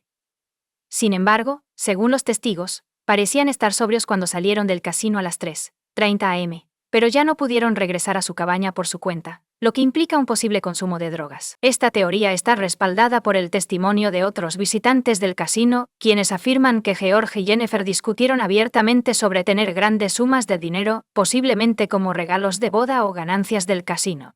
Diferentes testigos mencionaron cantidades variadas, pero todos estimaron su riqueza en decenas de miles de dólares. Por supuesto, podrían haber sido robados. George llevaba un caro reloj Breitling, y Jennifer tenía un costoso anillo de compromiso, todo lo cual indicaba su riqueza. Quizás dieron la vuelta a sus habitaciones para buscar ese dinero. Las manchas de sangre en la sábana fueron probablemente causadas por el intento de los secuestradores de quitarle el valioso reloj de George de la muñeca. La segunda versión de los hechos implica los efectos del alcohol y los alucinógenos. Cuando el capitán descubrió la embriaguez de los pasajeros y las huellas en el balcón, sospechó de un accidente no intencionado. Por ejemplo, durante la pelea, George cayó por la borda. La cuestión de la prensa recibe una atención especial. El consumo de absenta no provoca alucinaciones, que podrían ser peligrosas. Los expertos en toxicología enfatizan que todo depende de la concentración de la sustancia activa, en este caso la tujona. Esta bebida ahora está disponible para su compra en muchos países europeos, aunque su concentración está significativamente limitada por las regulaciones de la Unión Europea. Esto significa que en el absenta vendido oficialmente, la concentración de tujona es insuficiente para causar alucinaciones. Sin embargo, en el mercado negro se pueden encontrar drogas producidas ilegalmente con concentraciones mucho más altas, lo que puede provocar alucinaciones. Esto parece poco probable en este caso, ya que la absenta de la pareja Smith fue comprada legalmente en Europa y no podría haber causado tales efectos. Según los expertos, lograr efectos alucinógenos con el absenta oficial requeriría consumir una cantidad masiva que sería difícil de tolerar para el cuerpo, y casi con certeza resultaría en una intoxicación alcohólica fatal. Así, la versión sobre la influencia del alcohol y los alucinógenos en este caso parece poco probable y carece de pruebas contundentes. La entrevista de los miembros sospechosos de la compañía en el caso de la desaparición de George Smith es un componente crítico de la investigación. Los agentes del FBI realizaron entrevistas con polígrafo a varios actores clave en el caso, incluyendo a Jennifer y el gerente del casino, Lloyd, ambos de los cuales pasaron la. Sin embargo, Josh Askin falló el examen de polígrafo. Esto podría indicar que tenía algunos secretos sobre la desaparición de George, pero también podría ser el resultado de técnicas especiales de interrogación utilizadas para obtener más información de él. También había una cinta de video de 3 hombres, incluyendo a un ruso, bromeando sobre lo que había sucedido. Esta cinta resultó ser una prueba valiosa, y los agentes del FBI la tomaron en cuenta. Uno de los hombres no identificados en la cinta dijo: "Le dimos una lección de parapente sin paracaídas". Esta frase puede referirse a un incidente o broma que involucró a George en 2009. Los agentes del FBI entrevistaron a los 4 chicos, Greg Sack, Rusty Sislaw y Josh Askin como testigos. Como parte de la investigación en curso sobre la misteriosa muerte de George Smith, Zach Rosenberg y Josh Askin se negaron a proporcionar respuestas directas, citando la Quinta Enmienda de la Constitución de los Estados Unidos, que garantiza el derecho a no testificar en contra de uno mismo. Su testimonio fue ambiguo, y parece que no estaban dispuestos o no podían proporcionar un relato completo de lo que ocurrió. Greg Rosenberg, uno de los jóvenes que estaban entreteniendo esa noche, testificó en la investigación de George Smith. Afirmó que habían pedido comida para su cabaña ese día, lo cual sirve como una coartada crucial para los chicos rusos. Sin embargo, hay algunas contradicciones en esta afirmación. Los registros de servicio del barco no muestran tales órdenes, y el servicio de entrega había sido bloqueado para su cabina el día anterior. El personal incluso recibió instrucciones de no atenderlos esa noche. Greg no puede decir con certeza cuál de los pasajeros de la cabaña hizo los pedidos. Cuando se les preguntó sobre la relación entre Jerwich y Jennifer, los testigos proporcionaron respuestas variadas basadas en sus observaciones y recuerdos. Greg afirmó que el consumo excesivo de alcohol dificultaba determinar cuán buena era la relación de los recién casados. Él enfatizó que todos en el grupo estaban extremadamente ebrios. Su testimonio hizo imposible llegar a conclusiones firmes sobre la naturaleza de su relación. Josh Askin informó que Greg salió de la cabaña después de pedir comida. Greg, por otro lado, negó haber salido, afirmando que nunca lo hizo. Estas contradicciones complicaron aún más la investigación y requirieron verificaciones y recopilación de hechos adicionales. Lo importante de las palabras de Greg era que no tenía idea de si Jennifer o Lloyd estaban involucrados en la desaparición de George, pero insistió en que el evento no fue accidental. El joven afirmó que esa noche ocurrió algo extraño, que tarde o temprano se revelaría a todos. Greg Rosenberg fue asesinado en diciembre de 2019, y el caso sigue sin resolverse. La policía está investigando un posible vínculo entre su asesinato y la muerte de George Smith. La misteriosa desaparición de George Smith se convirtió en un verdadero misterio, proyectando una sombra sobre su familia. La situación se volvió cada vez más complicada, y las acciones de los familiares tras la tragedia llamaron la atención tanto del público como de las agencias de aplicación de la ley. Los Smith continuaron presionando a las autoridades, exigiendo que se revelara la verdad y se hiciera justicia.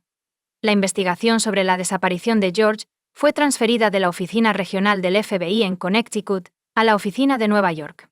Su persistencia, y más importante aún, su capacidad para captar la atención del público a través de los medios, produjo pocos resultados. Para intentar resolver este oscuro secreto, la familia ofreció una recompensa de $100 con 0 centavos por información que pudiera ayudar a encontrar y castigar a los perpetradores.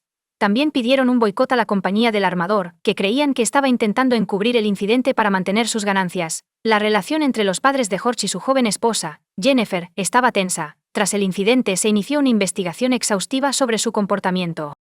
En público parecía recopilar información para evaluar su renuencia y falta de disposición para compartir suficiente información, lo que generaba sospechas. Ella afirmó estar siguiendo las instrucciones de los agentes del FBI y haciendo exactamente lo que le dijeron. En su búsqueda de justicia y verdad, la familia Smith eventualmente perdió la fe en Jennifer cuando aceptó la oferta de la compañía de juicio para resolver la demanda de manera independiente por $1.000.000 con 0 centavos. Interpretaron el movimiento como una traición y un intento de evitar más acusaciones contra los organizadores del crucero.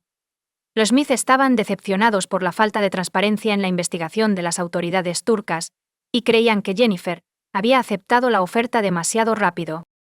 Estaban convencidos de que Jennifer estaba ocultando algo y no estaba genuinamente interesada en descubrir lo que había sucedido.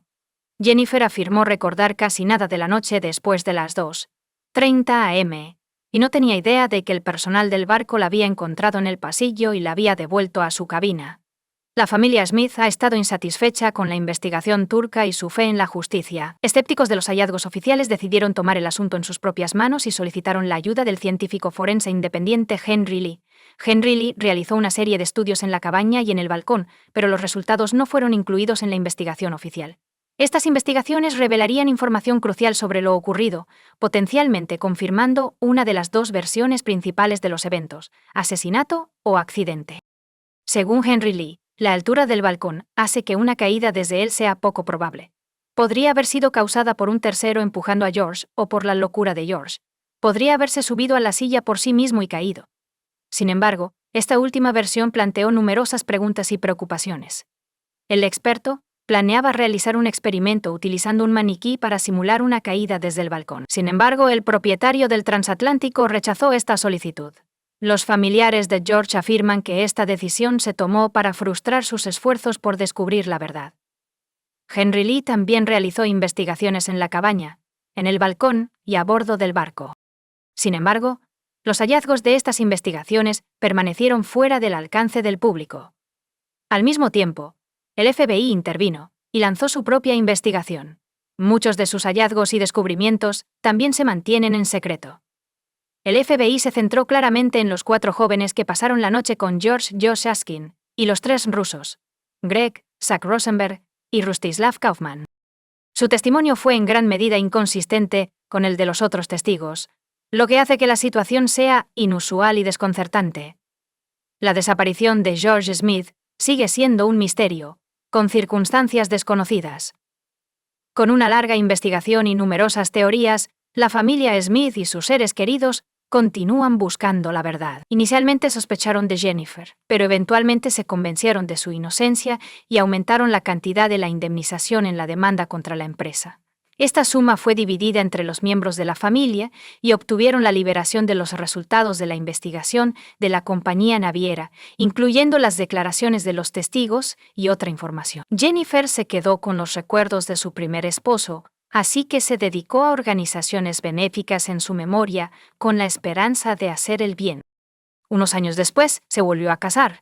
A pesar de los esfuerzos del FBI y las largas investigaciones, nunca descubrieron qué había pasado realmente ni dónde estaba el cuerpo de George.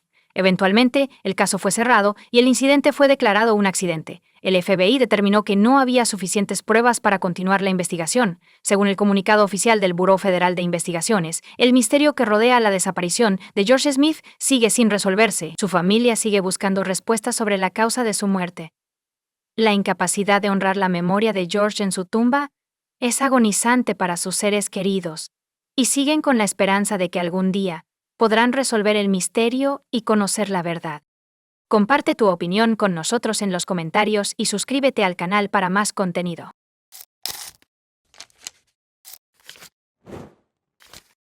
Hola chicos, bienvenidos a mi canal y hoy vamos a echar un vistazo a otro caso horrible con ustedes.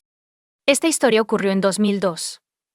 Durante sus vacaciones de verano en Kansas, Alexandra Kemp, de 19 años, también conocida como Ali Kemp, trabajaba en una piscina al aire libre. Su hermano también trabajaba allí, pero en turnos diferentes. Cuando llegó al trabajo un día y no pudo localizar a su hermana, contactó a su padre. El tipo no podía creer que Ali estuviera más cerca de lo que pensaba. Alexandra Elizabeth Kemp nació el 11 de octubre de 1982 en Leawood, Kansas, que está en la frontera con Missouri. Era la mayor de 3 hijos y la única hija de sus padres. Alexandra se graduó de la escuela secundaria con honores y asistió a la Universidad Estatal de Kansas. Tenía grandes planes para su vida, incluyendo un viaje en 2002. Después de terminar su primer año de universidad, regresó a Leawood para sus vacaciones de verano. Había una piscina al aire libre cerca de la casa de sus padres. Su hermano menor, Tyler, trabaja allí. Alexandra, también, decidió trabajar a tiempo parcial durante el verano para complementar sus ingresos. No era un lugar concurrido. La piscina estaba destinada principalmente a los residentes del vecindario. Por cierto, esta piscina sigue en funcionamiento a partir del 18 de junio de 2002. Alexandra estaba en el trabajo. El día estaba nublado, así que había menos visitantes de lo habitual. Tyler llegó a la piscina alrededor de las 5 p.m. para comenzar su turno, pero su hermana no estaba presente. Su teléfono y bolso estaban en la mesa, donde ella solía sentarse. Confundido, Tyler llamó a sus padres e informó que Alexandra había desaparecido. Su padre, Roger Kemp, se apresuró al lugar. Lo primero que hizo fue mirar en la piscina. Roger exhaló con alivio al ver que la piscina estaba vacía.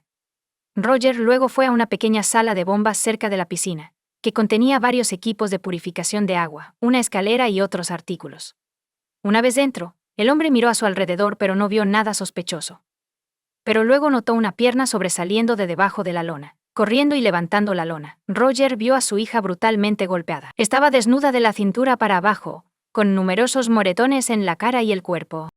El hombre marcó inmediatamente el 911. Mientras hablaba con el operador, lloró y suplicó a Alexandra que no lo abandonara. Cuando llegó la ambulancia, Roger estaba administrando RCP a su hija. Transportaron a la niña al hospital. Desafortunadamente, a pesar de sus mejores esfuerzos, Alexandra no sobrevivió. Fue declarada muerta inmediatamente después de llegar al hospital. Alexandra murió por estrangulación a pesar de haber sufrido numerosas lesiones graves. Aunque su cuerpo estaba parcialmente desnudo, los expertos no encontraron evidencia de que alguien la hubiera forzado a tener intimidad antes de su muerte. La policía acordonó la piscina mientras esperaban los resultados de un análisis de las muestras de ADN tomadas del cuerpo de Alexandra, con la esperanza de encontrar pistas que les ayudaran a identificar al perpetrador. Había signos evidentes de una lucha en la habitación donde Roger descubrió el cuerpo de Alexandra. Sus chanclas estaban en 2 lugares diferentes. La policía también descubrió un gel antiséptico abierto con una tapa dentro. Unos días después, mientras la policía buscaba desesperadamente al perpetrador, la familia de Alexandra y cientos de personas solidarias se despidieron en una ceremonia fúnebre. El primer sospechoso era Phil House, con quien Alexandra había estado saliendo desde la secundaria. Phil también trabajaba como administrador de la piscina. Alexandra murió mientras trabajaba el turno de la mañana, y Alexandra llegó al mediodía. Su turno estaba programado para durar 5 horas. Phil solía quedarse después del trabajo para pasar más tiempo con su novia, Alexandra, pero esta vez se fue inmediatamente después de su turno porque habían planeado una cita nocturna.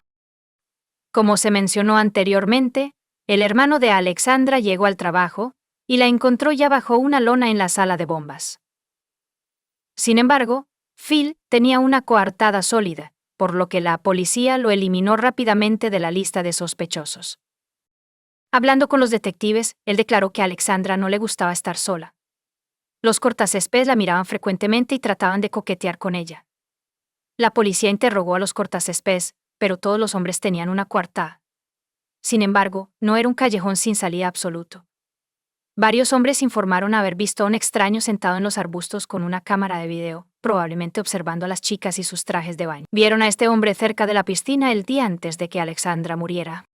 Además, alguien afirmó que se fue en una vieja camioneta Ford. Para investigar la actividad en el teléfono móvil de la chica, los expertos descubrieron que se comunicó con una amiga llamada Laurel el día que murió. Incluso acordaron encontrarse, y Laurel se presentó en la comisaría para ser interrogada. Les dijo a los investigadores que Alexandra la invitó a sentarse con ella hasta que terminara su turno. El clima ese día no era ideal, así que nadie vino a la piscina, lo que hizo que Alexandra se sintiera mejor. Según Laurel, llegó a la piscina alrededor de las 2:30 p.m., estacioné a unos metros de la cerca, pero Alexandra no estaba presente. Laurel comenzó a tocar la bocina, esperando que Alexandra respondiera al sonido, pero en lugar de su amiga, vio a un hombre salir de la casa de la piscina. El hombre le dio una sonrisa y le saludó con la mano. Laurel no conocía a este hombre. Supuso que era el jefe de Alexandra, y decidió irse para no causar más problemas a su amiga. En ese momento, ella creía que Alexandra estaría en problemas si el jefe descubría que estaba hablando con amigos durante las horas de trabajo. Pero ese hombre no era el supervisor ni el compañero de trabajo de Alexandra.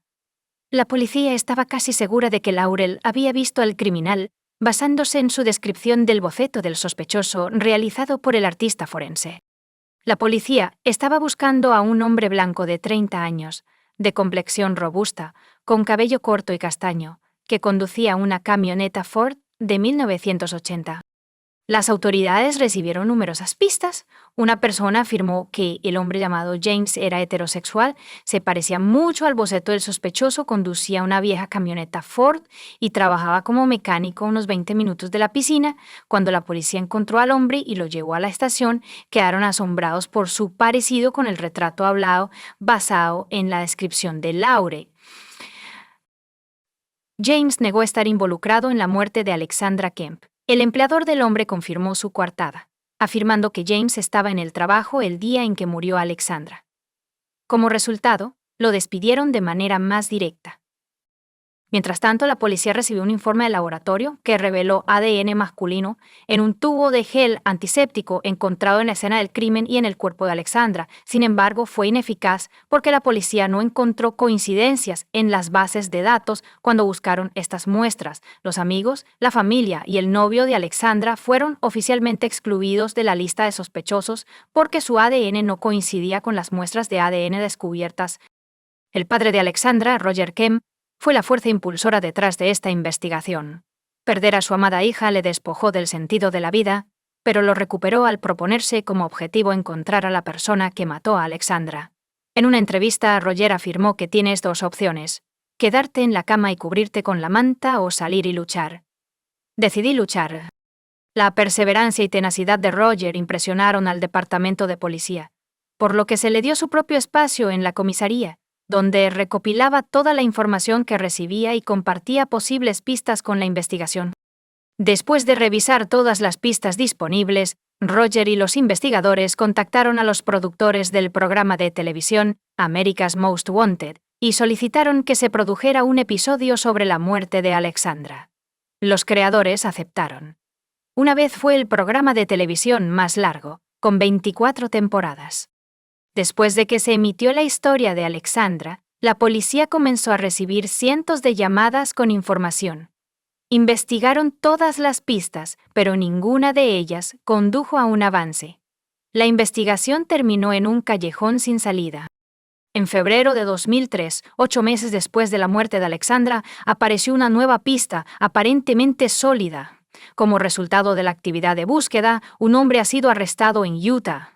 Recibieron 3 declaraciones sobre esta persona en el transcurso de varios días. 2 mujeres y una niña de 14 años, que no están relacionadas entre sí, le dijeron a la policía que un hombre las obligó a tener intimidad. El criminal huyó, pero finalmente fue detenido en Utah. Este hombre resultó ser James Strader, el mismo hombre que la policía de Kansas había interrogado previamente. Los rasgos faciales de Strader eran muy similares al boceto del sospechoso. Por alguna razón, en ese momento nadie recogió su muestra de ADN.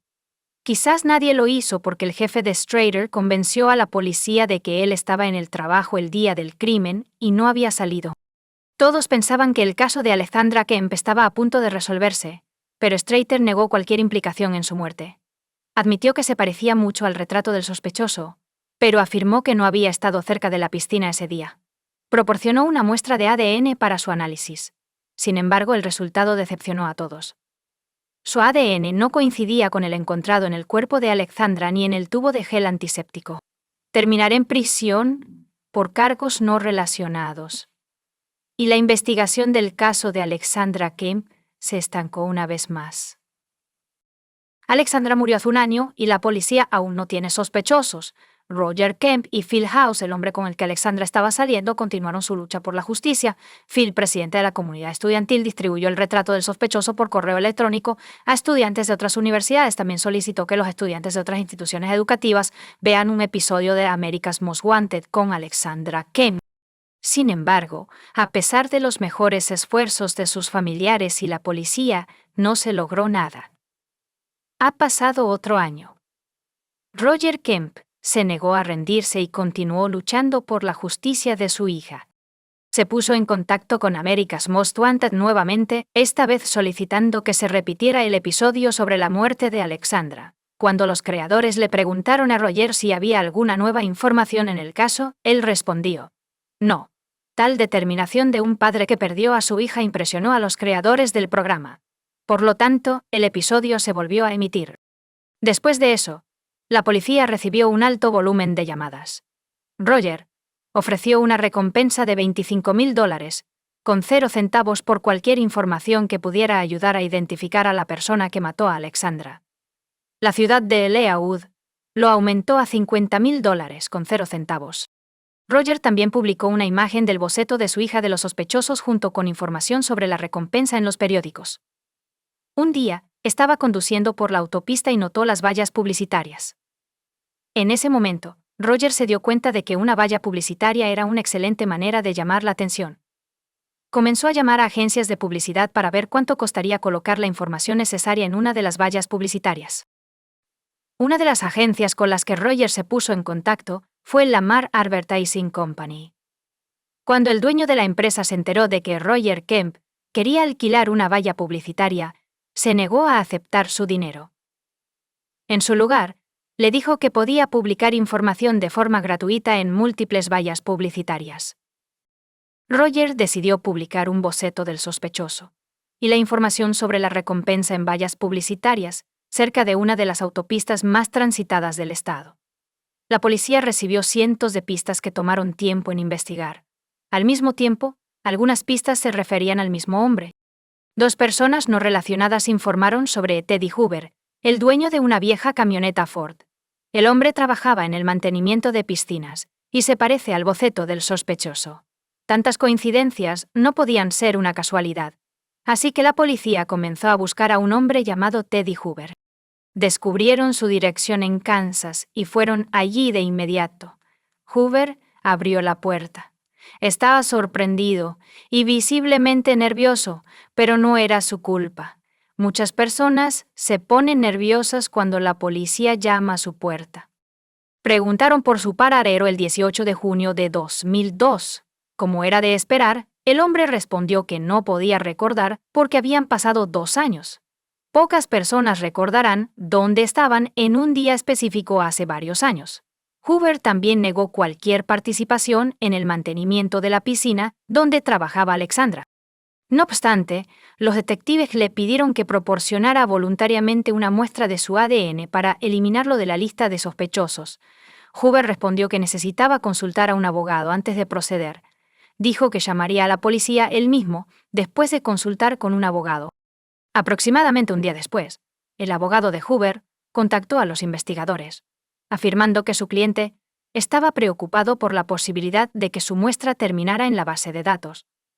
Teddy, supuestamente, creía en una variedad de teorías de conspiración. En otras palabras, creía que la policía lo usaría en su contra. En otros casos, los investigadores prometieron no ingresar el ADN de Hoover en ninguna base de datos, y solo lo compararían con el ADN encontrado en Alexandra Kemp. El abogado dijo que hablaría con su cliente y volvería a llamar. Mientras esperaban una llamada, la policía revisó los materiales por 100ª vez y descubrió un trozo de papel con un nombre familiar y una de las carpetas. El día que murió Alexandra, los detectives entrevistaron a los transeúntes reunidos junto a la piscina con la esperanza de saber si habían presenciado algo sospechoso. Ted Hoover fue una de las personas con las que la policía habló junto a la piscina. Indicaba que él estaba en la escena del crimen. A pesar de su afirmación de que nunca había estado allí, la policía se convenció cada vez más de que Ted Hoover era el hombre que habían estado buscando durante 2 años.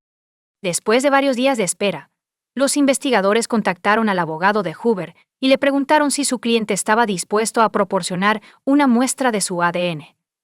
La respuesta del abogado sorprendió a los investigadores. El hombre declaró que su cliente rechazó sus servicios y dejó de contactarlo. La policía fue inmediatamente a la casa de Hoover, pero su principal sospechoso ya se había escapado. Añadieron al hombre de 29 años a la lista nacional de buscados. Sin embargo, logró cubrir sus huellas con bastante éxito.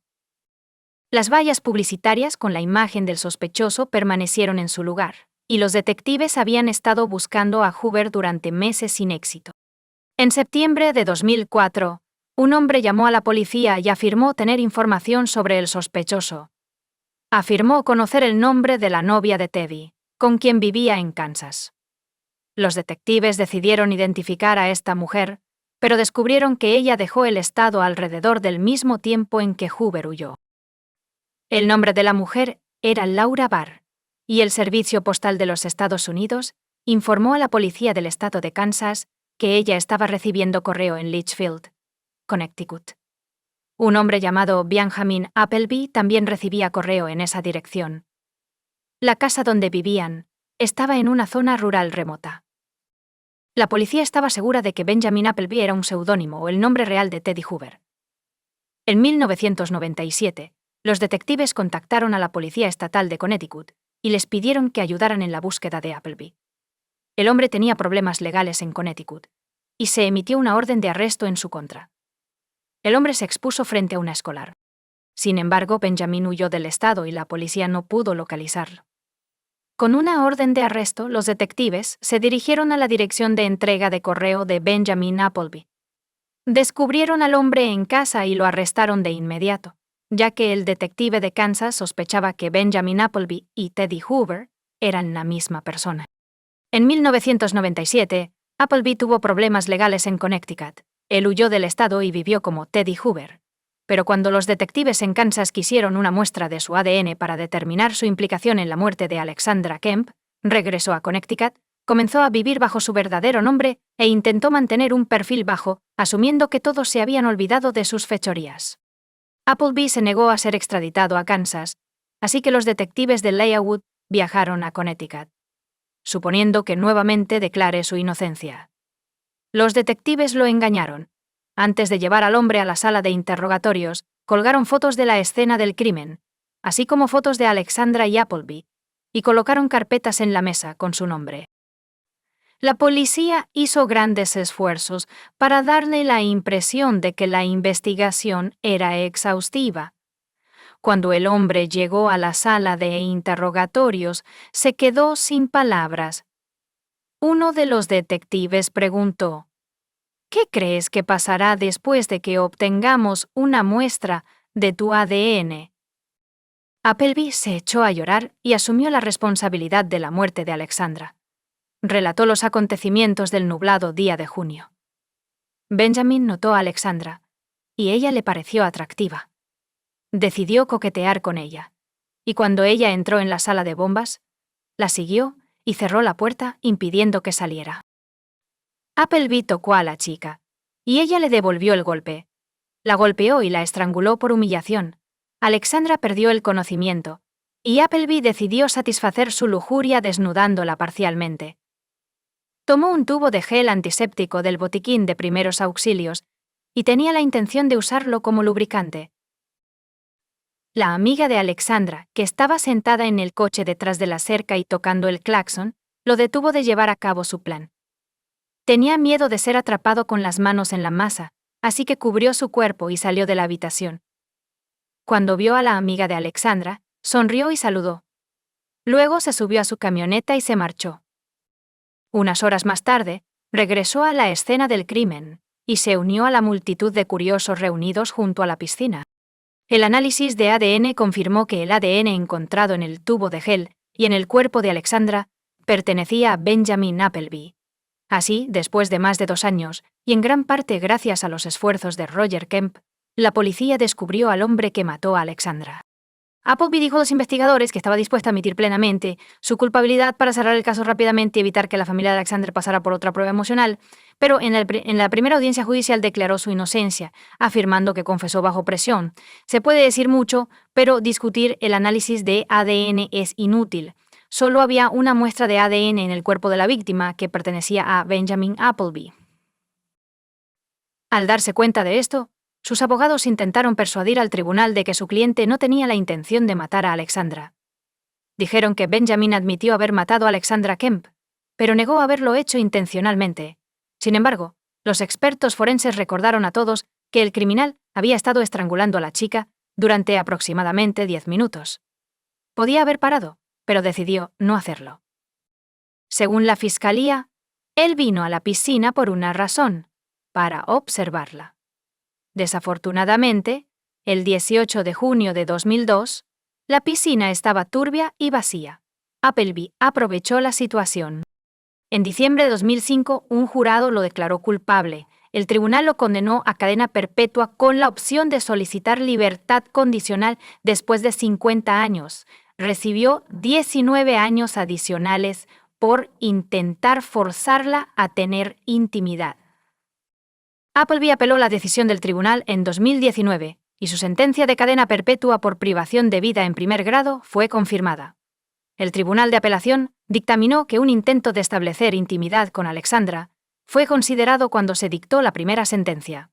Así, Appleby fue condenado 2 veces por el mismo delito.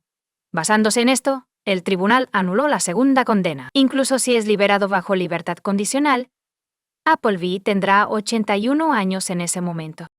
Los investigadores admitieron que la perseverancia de Roger Kemp les ayudó a encontrar al criminal.